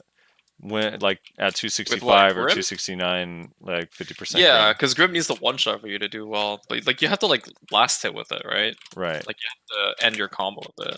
That's why I still think the solution for it would just be like slowing down the rate you get rage back or something. I don't know. Yeah. I don't know. I think Grim's not that. I don't think it's that busted, honestly. It's better than the Yeah. Katana Shower 50% though. Yeah. But that one's still pretty cool for 1v1s. But the Grim Reaper one's actually like really good in large scale. You just gotta imagine it from like a Zerker point of view, right? Like, here's this class that you can do like hardly anything about, and then BSR Grim exists on top of that, and it's like, oh, okay, yeah, that's good. Yeah, it's fine. You know when you And meanwhile, kill, our 50% is fucking slugfest. Like, hello. you know when you kill somebody, even if they're in protection, if their HP drops, it shows their body get the CC, even if they weren't actually CC'd. Mhm. You know what I mean? Like sometimes you Yeah. shadow stomp someone that's Yeah, yeah. just low and it shows them float. There is something so satisfying about the Grim Reaper 50% that when everyone dies, it shows them all go flying in the air, their bodies. Oh, that shit's great. Dude, the shadow stomp one too, man. When someone's like sitting there clearly in protection and the shadow stomp kills them and they go flying. Ugh, Yeah. that shit. Dude, I can't even imagine the Kuno's new shadow stomp in Succession, how busted that's gonna be. It's gonna hit really The hard. damage Especially- numbers are crazy. Especially when it's gonna activate 20 DP debuff right off the bat. Like that's just Yeah. Could you imagine if Zerker Q buff did that? Where like you just kept Q buffing dead bodies, they just kept down smashing? You see bodies bouncing around. That's the buff we need. That would be so cool. Oh, I know. yELo, what do you think the Guardian's gonna end up being like? Okay, so I think it's gonna be like a mix between a warrior and a Zerker, but she's gonna be like obviously holding a broad axe or one-handed axe or whatever it's called. Mhm. And it's going to be based around my guess is going to be based around the skills that Diablo 3 has for warrior, like a very mobile but like a heavy hitting Like class. the Crusader or the Barbarian? The barbarian, but like a Okay. female, Right. like a female barbarian. Yeah. But it's going to be like weighted hits. So like when you hit something, it's like it feels very heavy. You know what I mean? Right. Yeah. Yeah, I think that's what that class is going to be like. And she's going to be mobile, but it's going to be like a different type of mobility than Zerkers, I feel. So I really hope it's not similar to Zerker. That'd be really lame. I don't think it will be, but I mean, they said one of the things is like I have a feeling it's gonna be. I actually feel like it's gonna be more. Well, maybe like a cross between what Diablo 3 Barbarian is and the Crusader, because they said it's gonna have like holy fire. So that sounds paladin-y to me. yeah, But obviously, she looks like she looks like she's gonna be stomping the ground and hitting shit hard just by her character design. yeah. the thickness, dude. She thick, man. She's thick. You know, the Awakening is supposedly going to be a pole arm or pole axe. Which also is Even kind of better. that would be cool. There's not one in game. Surprising. It would be interesting. Yeah, the closest thing we have to that is Musa's like Naginata, I think it's called, but that's really not. It's kind of like a cousin, like tangentially related, basically. I think. Yeah. Yeah. I don't know. Though there's something about that bear on her back that makes me think there's going to be some sort of like druid throwback. Yeah, if she could like summon animals too and just like fight with them and shit like a bear. Or like become a bear, that would also be pretty cool. Yeah, become a bear. Dude, if they ever come out, we don't have that yet in this game. Like, if they ever come out with an actual like pet class that's not a fucking lolly, dude, re-rolling instantly. Yeah, like a druid. Like I think a druid would be really cool. In A this game. druid, a necro, like fucking name it, I'm there. Tamer Like, was the first Lycan? class I was interested in playing, and then I realized I had to be a lolly. I was like, no, Or like- thank you. Or like a lichen turning into like a werewolf or some shit. Oh my god, that would be so That, sick. that would be pretty Yeah. sick. That would be cool. And just the way combat is in video, it'd just be so fun, dude. Action combat werewolf with Yeah, combos. oh. God damn. Or like you can fight in your human form and then transform mid combo into a werewolf and finish off with like nuke skills and shit. What oh if my what god. if the werewolf was the awakening? Yeah, and then you can C-swap into Awakening as a werewolf to do combo. Oh my god. Yeah. That would be so cool. Holy Werewolf shit. with a pole arm. It still has the weapon. That would actually be kind of cool. Make it happen, dude. Make it happen. Yeah. I hope it has like one of the things that I really like about Berserker, and I think most Berserkers do, like Choice talked about it when we had him on last week, is like the like feeling of like a ferocity that you have like whenever you play the class. Yeah, and use its intimidation, abilities. right? Yeah, Yeah, and I kind of like- hope that this class, even though it's a female and it's supposed to be sexy or whatever, I really hope they manage to like pull that Yeah, off. like a as Viking well. goddess, man. That's what I hope too. Like want I it to don't be, want like, it like I don't intimidating. know. I want it to be like ferocious with how it looks, you know? Like it can be sexy and still be badass, you know what I mean? I want her to have like blood and just like coming down her shoulders and shit and just slaughtering her enemies. I want her skills to look savage. Like when you hit somebody with the skill, I want them to feel as though they're getting actually like demolished by the skill. I want every It needs to time look she painful. she hits me with her axe that I fall into the earth and have to escape. I want her grapple to be she crushes my head between her thighs. That's what I Oh want. god. I hope they can make her strong without a grab, honestly. Dude, she's gonna have a grab. You think so? I She's hope then 100% gonna have one. I hope it's Yeah, a she's a ranged Zerg. grab like Lon then. No, I don't know about Oh that. please, but she's a melee class, man. she's honest to God, she's probably gonna be similar to like Warrior and Valk, where they have a grab in their pre-awakening, but not. I in hope their she awake- doesn't get a shield. I don't like. She has a We have- shield in that She picture. has a shield. Yeah, she Oh, has she a shield does? in that picture, yeah. Oh, It's Yeah, a small did it's you a not see circle it? it's a I circle didn't shield see it. on her left side. Oh, okay. Yeah, Like it's a- on the like back a- side of her. Like a buckler, I guess, kind of thing. Yeah, you struggle to see it because how fucking thick she is, but it's there. Didn't Just even gotta see look that for was it. shit. I thought that was part of her cape. Dude, her cape is sick, that bear coat. I hope that turns her into a bear. Well, I don't know, like that part of it. I thought that too at first, and then I was like, except if you really look at it, she looks more like she slaughtered this bear, so she doesn't like bears. Yeah. Maybe her power is she has Like to anthropy, wear whatever she turns into. Yeah. I hope she's So a she- lycanthropy. We need a Ditto class, can dude. throw. The Pokemon Ditto, where you just turn into whatever class you're fighting. That'd be pretty funny, dude. Oh yeah, turn into a grass beetle, dude. Yeah. All right, let's get You can into be a- this. You could be, oh my god, dude, turn into a grass beetle and then scout for your cannon. That would be amazing. All right. So what video are we gonna be looking at for these comments? Let's go. The last episode was episode 42 with choice. 19 comments. That was 18 for some reason. Do you want to read them, Frosty, or do you want me to read them? Who read them last time? I'll read them. All right, I have them pulled up already anyway, so Yeah, if I read them, people are just gonna stop the video and dislike it. So.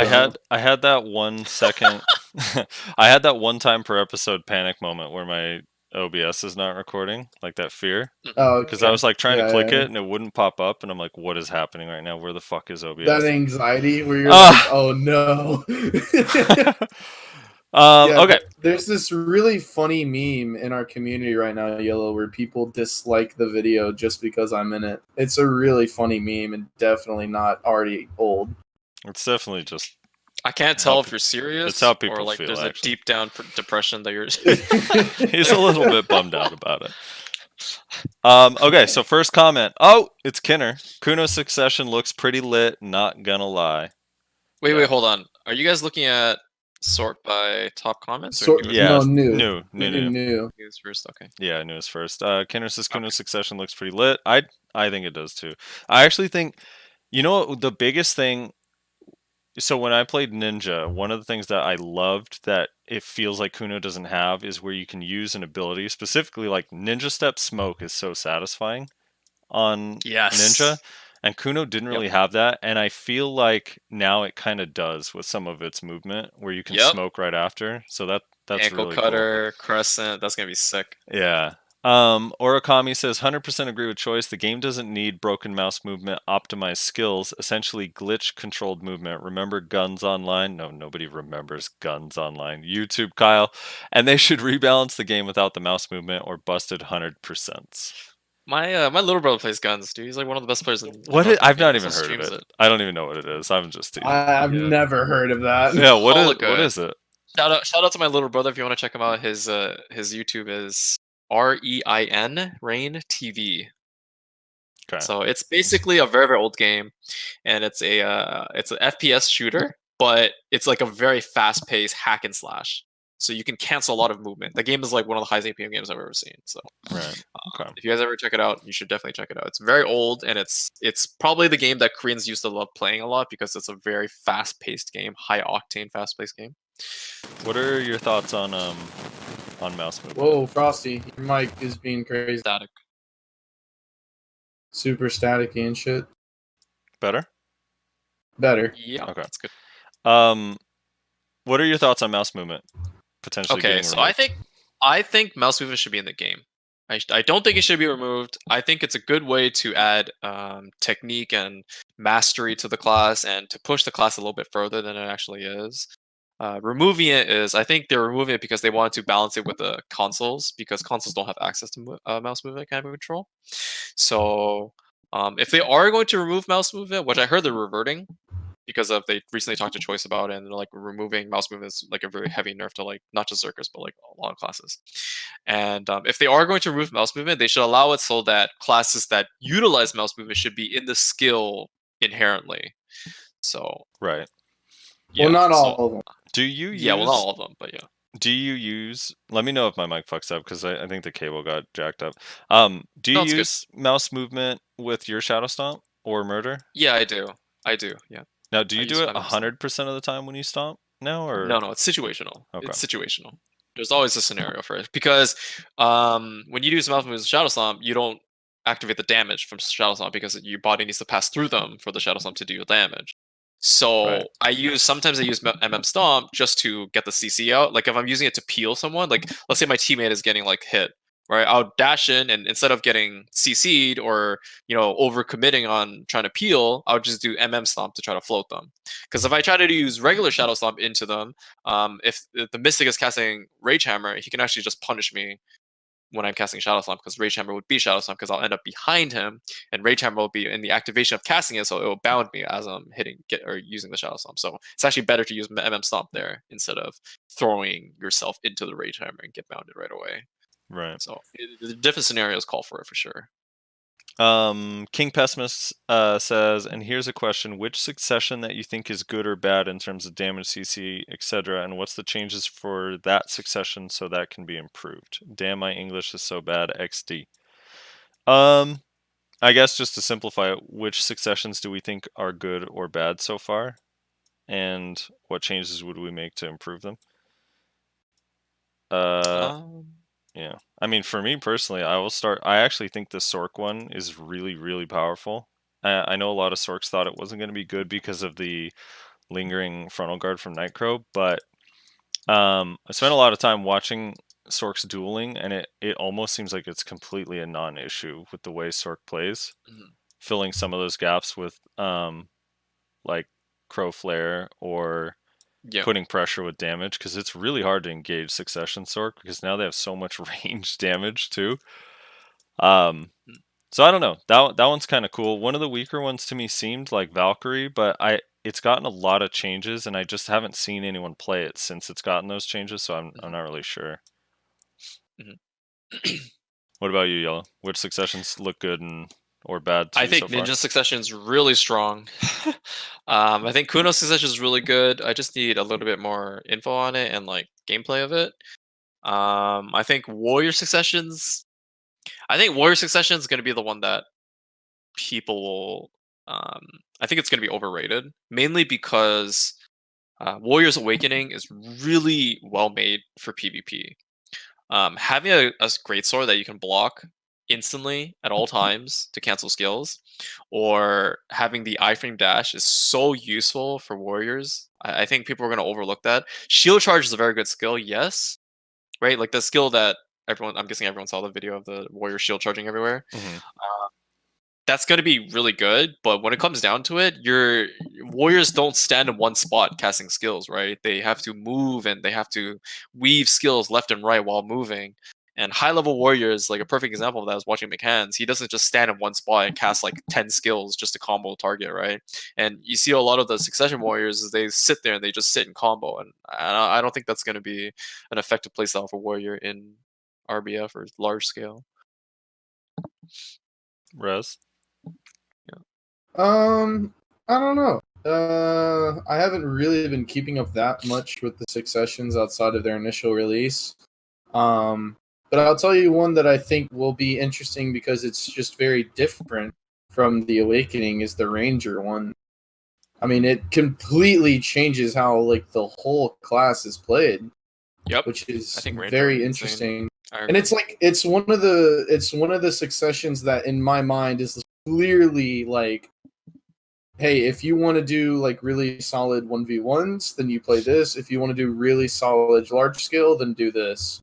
Like to me, that's like a very clear. Like you're gonna be able to do decent in both if you're good enough, but you'll do way better in 1v1s with the Awakening, way better in large scale with the Succession. I think Ranger is the most clear at being that. Yeah, dude, the Ranger one actually has me tempted. I think the animations look so cool in their Succession. Really? I do. Yeah. I like it a lot. I thought you hated the pre-Awakening though. I do the current one, but I think that one looks freaking awesome. I like the green animations, and I've been watching some Rangers in Node War on Korea, and it just looks fun.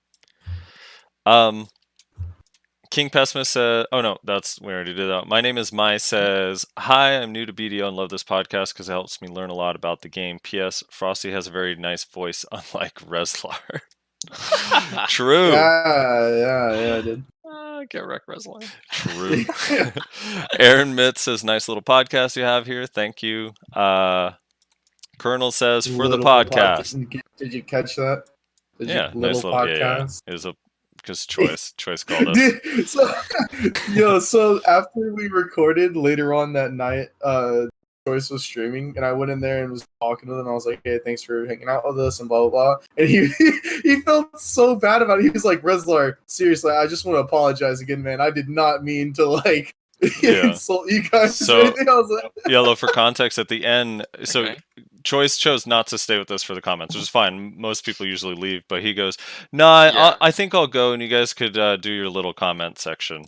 And it just sounded so funny. No. He said, no. He said, okay. have fun with your little comment section. And I was like, hey, don't belittle our comment section, dude. That was yeah, funny. and then he explained that there's this streamer he watches that uses that like descriptive term a lot. And he said that he like doesn't like using it, but he's been watching the streamer so much that it's found its way into his vocabulary, basically. So he's like, yeah, I didn't mean like anything offensive by it. We were fucking with him about it, but it was just funny. Yeah. Colonel says for the podcast, QBuff. I don't know if that's the same guy or if he's just memeing because we said, but yeah, there was this one Node War I was in, and I swear to God, this Zerker QBuffed just me every time I saw him, and then said for the podcast. He was like solo Q buffing me, which is a total waste in Node War. Like the dude should be helping the ball on like flex, like solo Q buffed me and then typed for the podcast with an exclamation point as he killed me. I'm like, God damn it, dude. Oh, I forgot to mention Frosty. I got really upset that our 1v1 last siege got interrupted. Remember on the inside the first gate before the second gate, you were standing on that wall, and I ran up there to fight you. I know, dude. I know. We were having like a super epic like 1v1, and then two people just come by and like insta kill you. I was like, oh well, okay. Murderkind says small Zerker and big Zerker. Smallbert. What does this mean, Rez? I don't know what he's saying. I don't know. Maybe the Guardian. He's calling Rez small Zerker and Choice big Zerker. I think, yeah. True. Oh no, dude. He could be referring to either my gear or that literally I have a tiny Zerker. I have my Zerker as small as he can be. So. Oh, okay. Toys FX says, if I recall correctly, you only can't V when getting knocked down on the ground, but still can V while airborne, float, bound, getting down smash will let you V out too. Anyway, great podcast, much heart. Yes, correct. That is correct. Yeah. This is why you can V while being Q buffed, so there should be no reason to complain about it. Dude. Yep, that's stop. another reason why I never That is bullshit. Dude, no, that's the window. The window is so RNG based. I got yELo on my side. You're outvoted 2-1. I agree with Rez because in AOA, Zerker's Q buff isn't really that devastating. We fought against so many. Even That's in fair. AoE, when they're down smashing me, I swear V is like it's like a 25% chance it's actually gonna work while I'm being down smashed. I don't know what the fuck. I also say this because Zerker Q buff can't kill you. Just they have to hit you like 4 or 5 different times, whereas Archer will just like one shot you from Q buff. I think that's another terrifying point of Archer. King But yeah. Pessimist says, I feel Guardian's Awakened weapon gonna be some big hammer and some animal spirits for the skills. That would be dope. Animal That's spirits awesome. for the skills would be cool. I was hoping it You was going to commented be again. like a two-handed great axe, but it doesn't look like it's going to be, unfortunately. Maybe, we'll see. Who knows? I mean, yeah, we don't know for sure. Clayton Alexander says, I know exactly where choice is coming from in regards to Succession. I'm a Musa. I like my Awakening. I don't want to have to put on a +7 ultimate Catan weapon, switch over to Succession to now be viable in my grind or other aspects of my gameplay. The more I see Succession, sure, that looks cool, but the more I see how strong it is only makes me more worried. We have no indication, and haven't, of them fixing some of the major class issues, and now more likely probably won't. Dude, What do you mean, dude? Succession is going to fix all clashes. That is a glass half empty point of view, man. This guy's been listening to Reslard too much. What? Dude, I've been the largest proponent of Succession is going to fix all balance issues in this game. That's what they said. You think they would just lie about that? I think. Well, first of all, the ultimate Catan weapon is not going to be. I mean, that'll be a viable. I mean, Musa's grind is so good already. I don't think the Succession one's going to be better. It'll probably be comparable.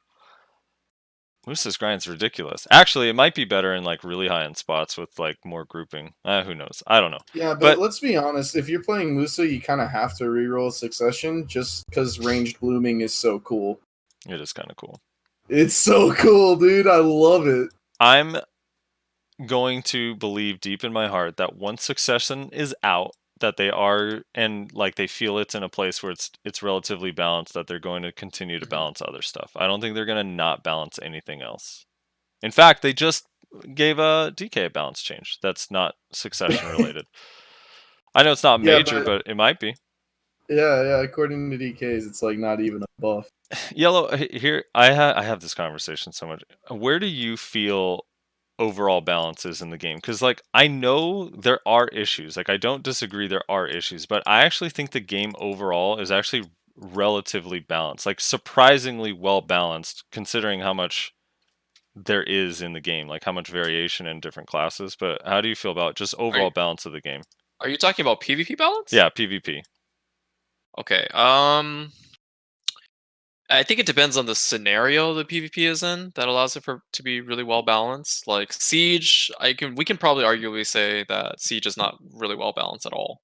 There are some classes that are not as good as other classes, and there's a handful of amazing classes that they just like Siege Guild's gone to the point where they only choose 2 classes for Siege. Wizards and Witches. Right? And that is really not a good sign of balance because these classes they overwhelm Siege. And they're too powerful. There's too much utility in mages. Outside of Siege, however, I think Node War is like a really really well balanced place to showcase PvP because there's not as many players playing as opposed to Siege, so there's much more variety, and I think balance in Node Wars is probably the most balanced area of PvP. 1v1 obviously not balanced. Team play like 2v2 3v3 is probably another good, really high or very well balanced PvP area. AoE also extremely balanced, but yeah, I think if we're talking about balance, it's like it depends on the scenario of PvP. But yeah.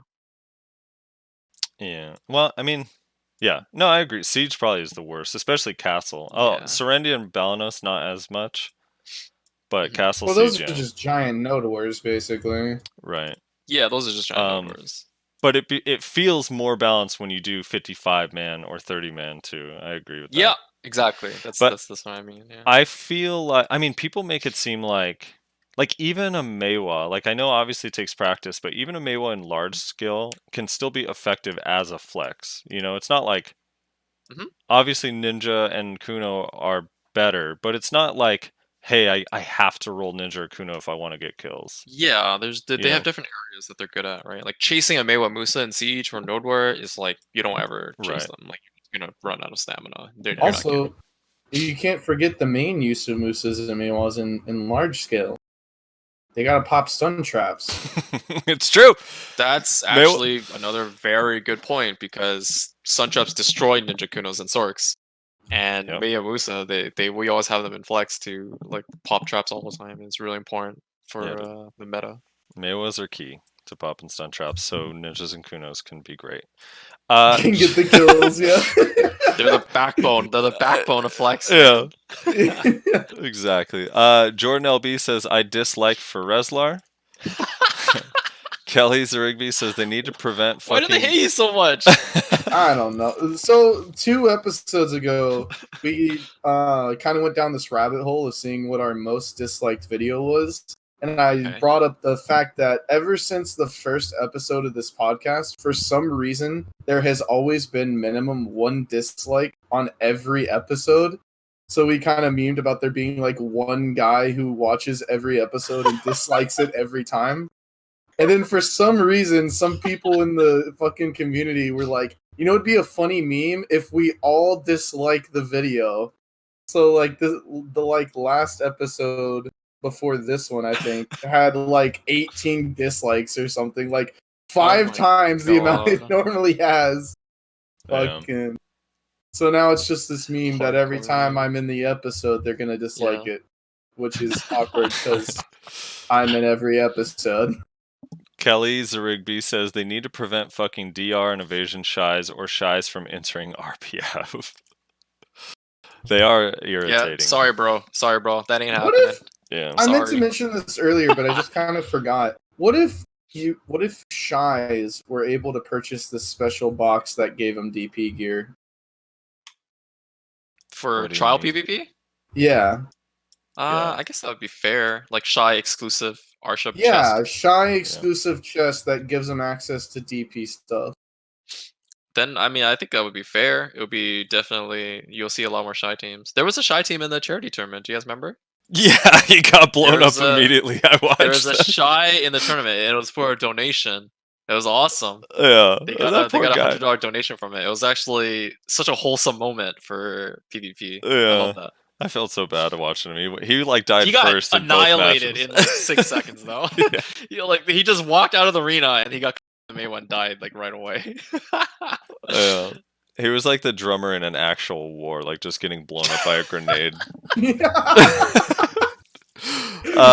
I want Shy to have a little drummer boy outfit now. Oh my God. Right?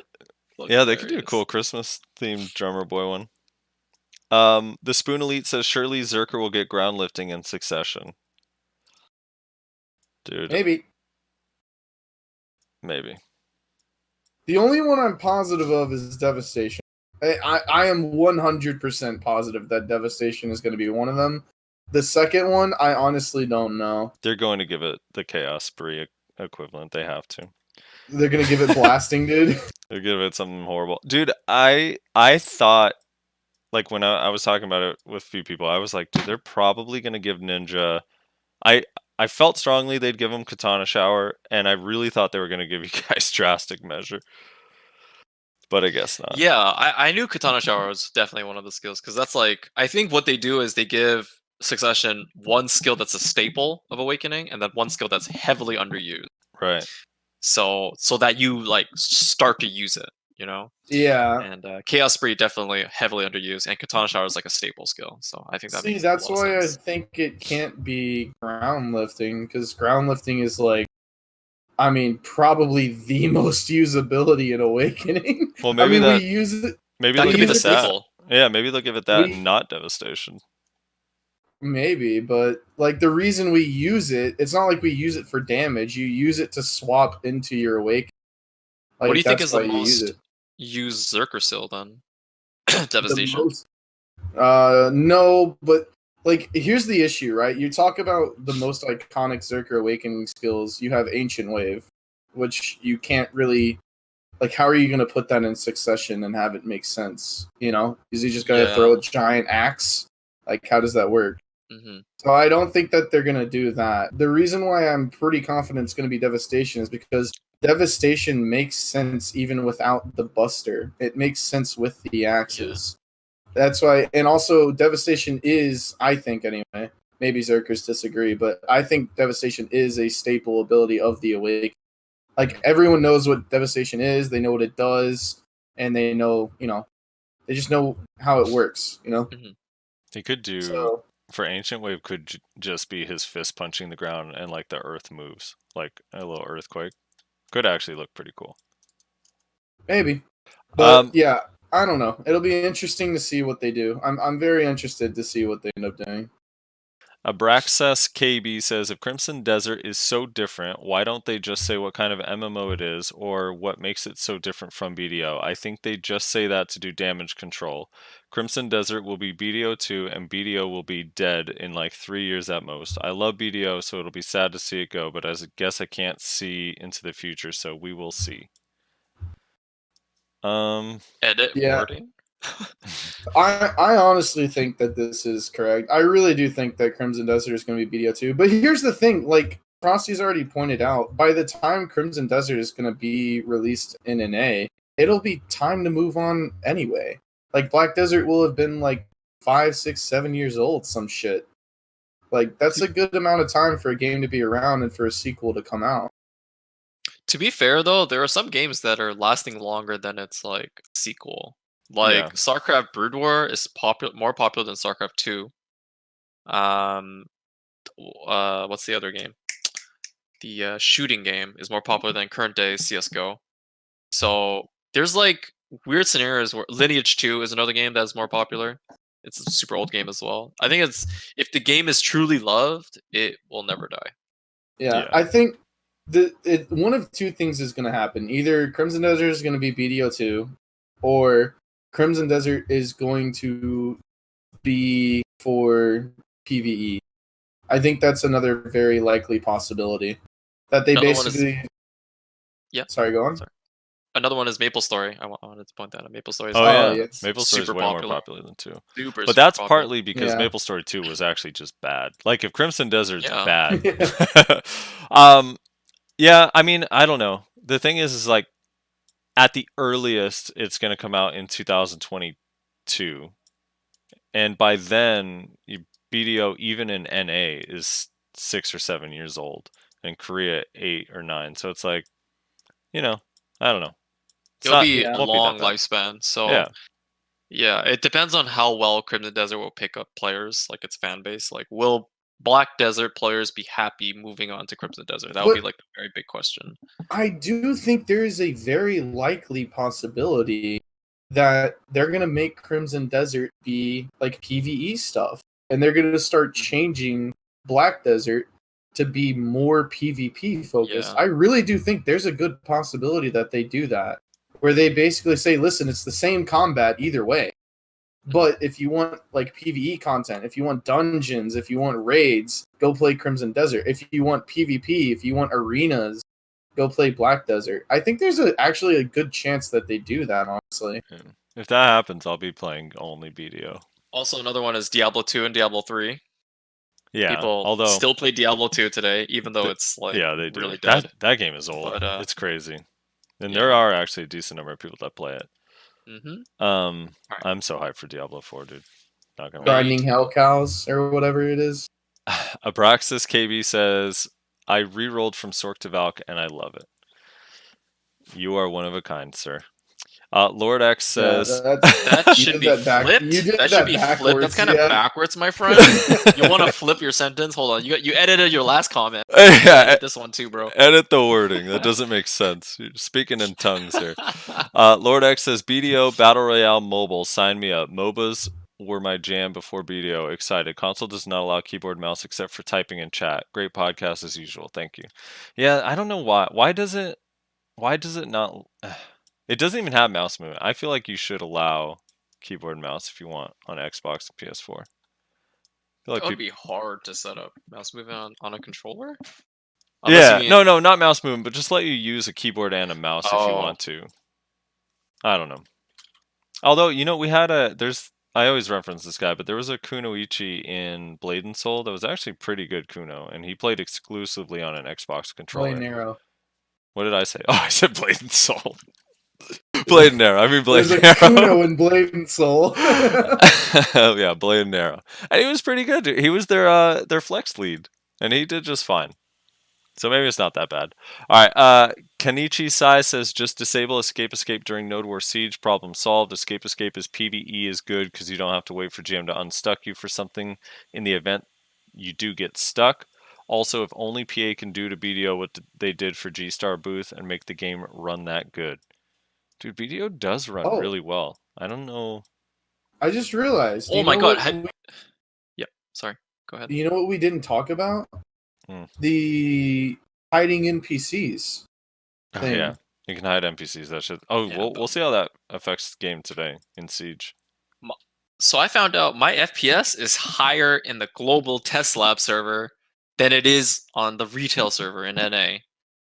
It makes no sense. Absolutely no sense. I have, let's see, like 215 FPS in the arena in global test labs, and I only have like 140 in NA. What's your theory? No idea how I'm getting so much. I don't know. I think it's just way better optimized in Korea. Like their developers or their graphics design team that deals with all the FPS issues, they have optimized it properly in Korea, and they just haven't implemented that fix over to NA.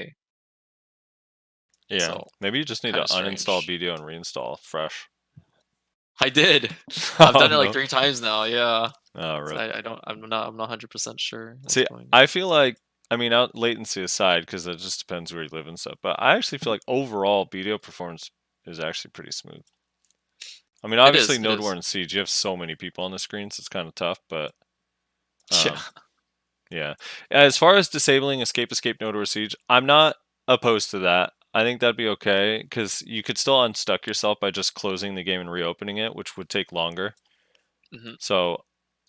How do you feel about escape in Node War and Siege? World of Warcraft has a really good way to unstuck, and it's like you have to log into the website and you unstuck through the client, and then it just respawns you elsewhere. That way you can't abuse it in game. Right.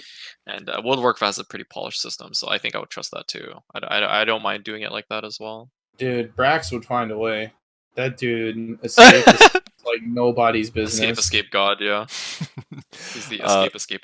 Have you seen the clip of, like, he literally escaped in, like, 0.25 seconds? I swear to God. Like, he does it so quickly. Yeah. The new hotkey system, you don't need to do that anymore. You can. I should probably teach him that. You can actually escape way faster than that now. You don't have to use your mouse. You can just hotkey it. It's busted. Well, I'm pretty sure he does that now, but no, he still does the old way because he's so used to it. Does he really? Yeah. That's funny. Styrofoam Rock says, I love the idea of Guardian transforming into bear. Me too. Into a bear. That would be great. Will Motto says, first and old V didn't work if you were on the ground. It's 2-1. I don't believe you. Dude, it did not. All right, do you remember yELo before they changed V? I remember. Yeah, I remember. You still couldn't V when you were on the ground, even back then. Nope. But you could get out like at the end of V with the wiggling method. Which I miss very much.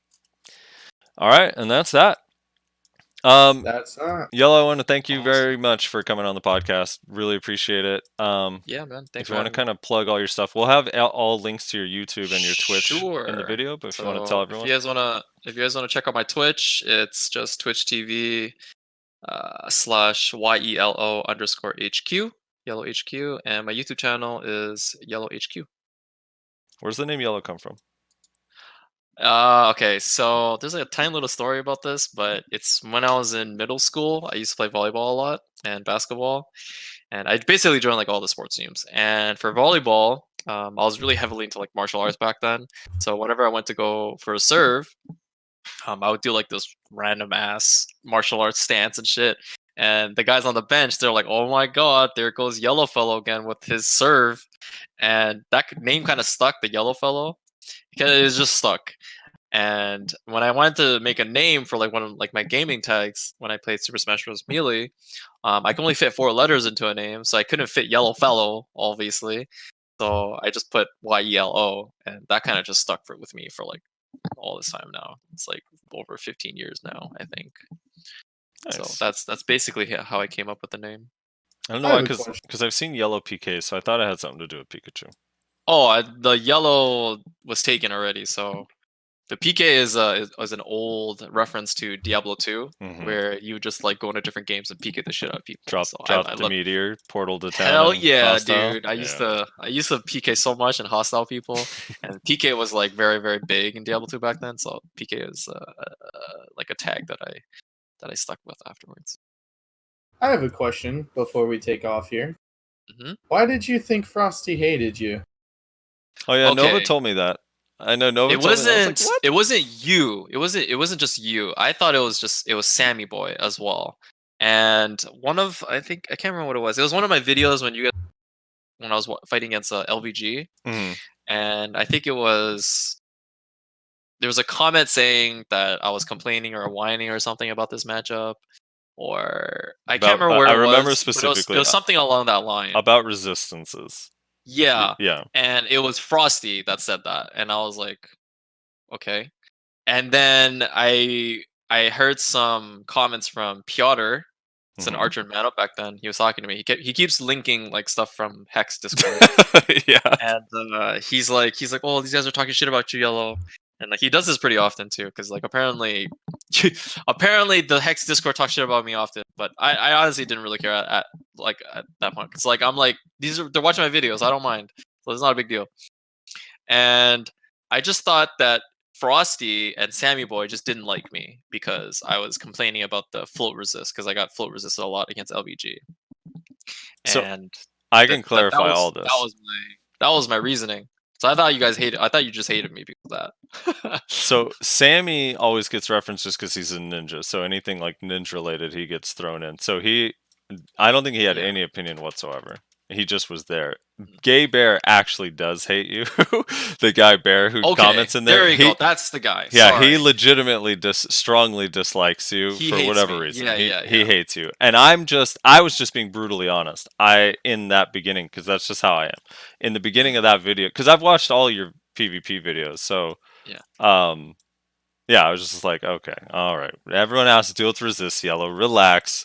You know, it wasn't like out of a place of hate. But it was funny because Nova said, I mean, I know Piotr, I was like, dude, then Bear like took it so far because he just started like he knew Piotr was just sending you everything, so then he just started putting outrageous shit in there. Yeah, I know for a fact because like Piotr is in the Discord, so I was like, Piotr, I know they're just doing this so that you would screenshot it. I told him that. And I'm like, dude, I don't care. Like, it's not a big deal anymore, man. Like, Yeah. it's all good. It's cool. And because Sammy after one point, it was fucking hilarious, just like reading the comments. Yeah. I'm like really and angry. then Sammy He's wants to avoid drama whatsoever. So that one time we were in BA before one of like the BSLs, and I was like, dude, yELo, I heard that you thought I didn't like you or whatever. Just letting you know, like, there was no hard feelings. I was just talking about the game.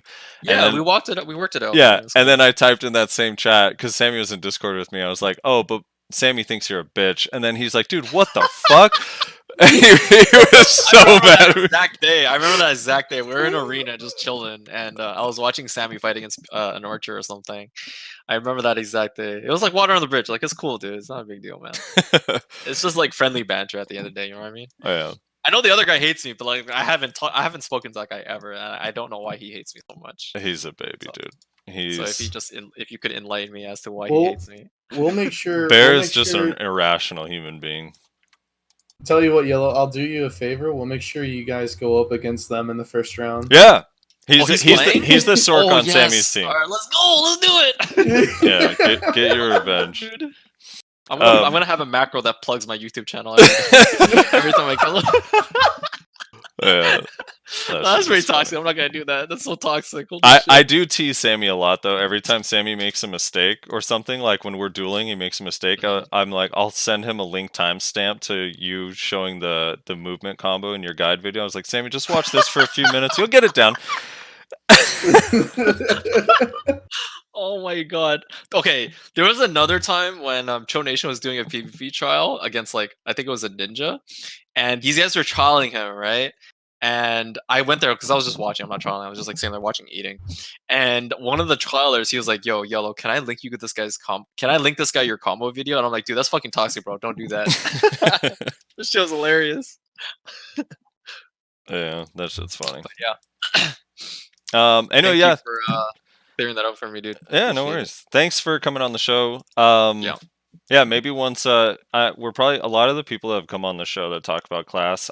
I'm gonna not be able to help myself, but try to get people back on the show once they're actually like Succession's on the server and everyone's used it for a while. To kind of get everyone's opinion after the fact. So we'll try to bring you back down the road. Awesome. But yeah, thanks for coming on, man. It was awesome. Yeah, I really appreciate it. I wanted to ask you guys something. A while ago, I wanted to do a like competitive, like high-end PvP podcast for all like the top PvPers, like all the top PvPers of their class, or like a representative or whatever. Just sit in a podcast and just talk to each other about certain things, like certain topics. Yeah. I've never really found like a good middle ground foundation of like a podcast to do it. So I wanted to ask you guys if you guys were interested in doing something like that. I'm down. Yeah. Rezlar doesn't play the game enough. He's disqualified. I mean, you guys could just, if you guys don't, have like too much input, you could also be like mediators and just like regulate the chat and whatnot, because there's gonna be a lot of people. So yeah, dude, I love talking just about fine. PvP and stuff. So Me I would too. always I be love down. podcasts in general. So Yeah, and like BDO is such like a good game to do podcasts for, because there's because so many things. yeah, there's like a lot of topics to talk about. There's a Yeah. lot of things to just discuss. Mhm. And then also it's like there's so much time where you can listen to the discussions when you're grinding, when you're doing Vel, like all this like Yeah. life skilling. Like there's so much free time that you have to fill with some form of entertainment. And podcasts are a really good way of like filling that void, basically. Especially if you're not the type of person like Frosty never has to worry because he literally just sits in Discord 24/7. But if you're not that type of person, it's like it's really nice to be able to just like listen to discussions, Mhm. But yeah, man, we're down to do whatever. Yeah. We always have a good time with these things, and Yeah. Fun. it'll be fun. It's definitely fun. All right, Frosty, let's get out of here. What do you got for the people? Join the Discord. Check out the information about the tournament. Not only do we want people participating, but we want people to actually like watch and enjoy and watch some of the PvPers perform. They, like yELo was saying in the Arsha and stuff, they practice a lot. So a lot of the people that enter the tournament are very different from the people you're running into at grind spots that are probably just grind alts that are paid real dollars. All right. So you get to see real skill in the Arsha. All right. So yeah, follow the Discord, share the YouTube video and all that. Check out yELo's stuff, and yeah, we'll see you next time. Also, to add on to that, there'll be a tournament that Frosty is hosting. Don't forget to try to sign up. It's December 8th. Yeah. And I also have a tournament December 28th that you're welcome to check it out. I'll send the links for you guys as well. Yeah, I was about to say, what's the best way to like sign up for your tournament? Do you have a sign up already going? Yeah, we have a registration. I can give you guys a link for it if you'd like. Yeah, for sure. Just I put it literally in the have the chat, link. and I'll make sure to put it in the description Awesome. of the video. Yeah, I'll just link you. That's the tournament. Okay, sick. Okay. So anyway, guys, that's going to be the end of this video. Make sure you leave a comment letting us know your thoughts. We read all the comments every time, unfortunately. And yeah, we'll catch you next time, guys. See you later.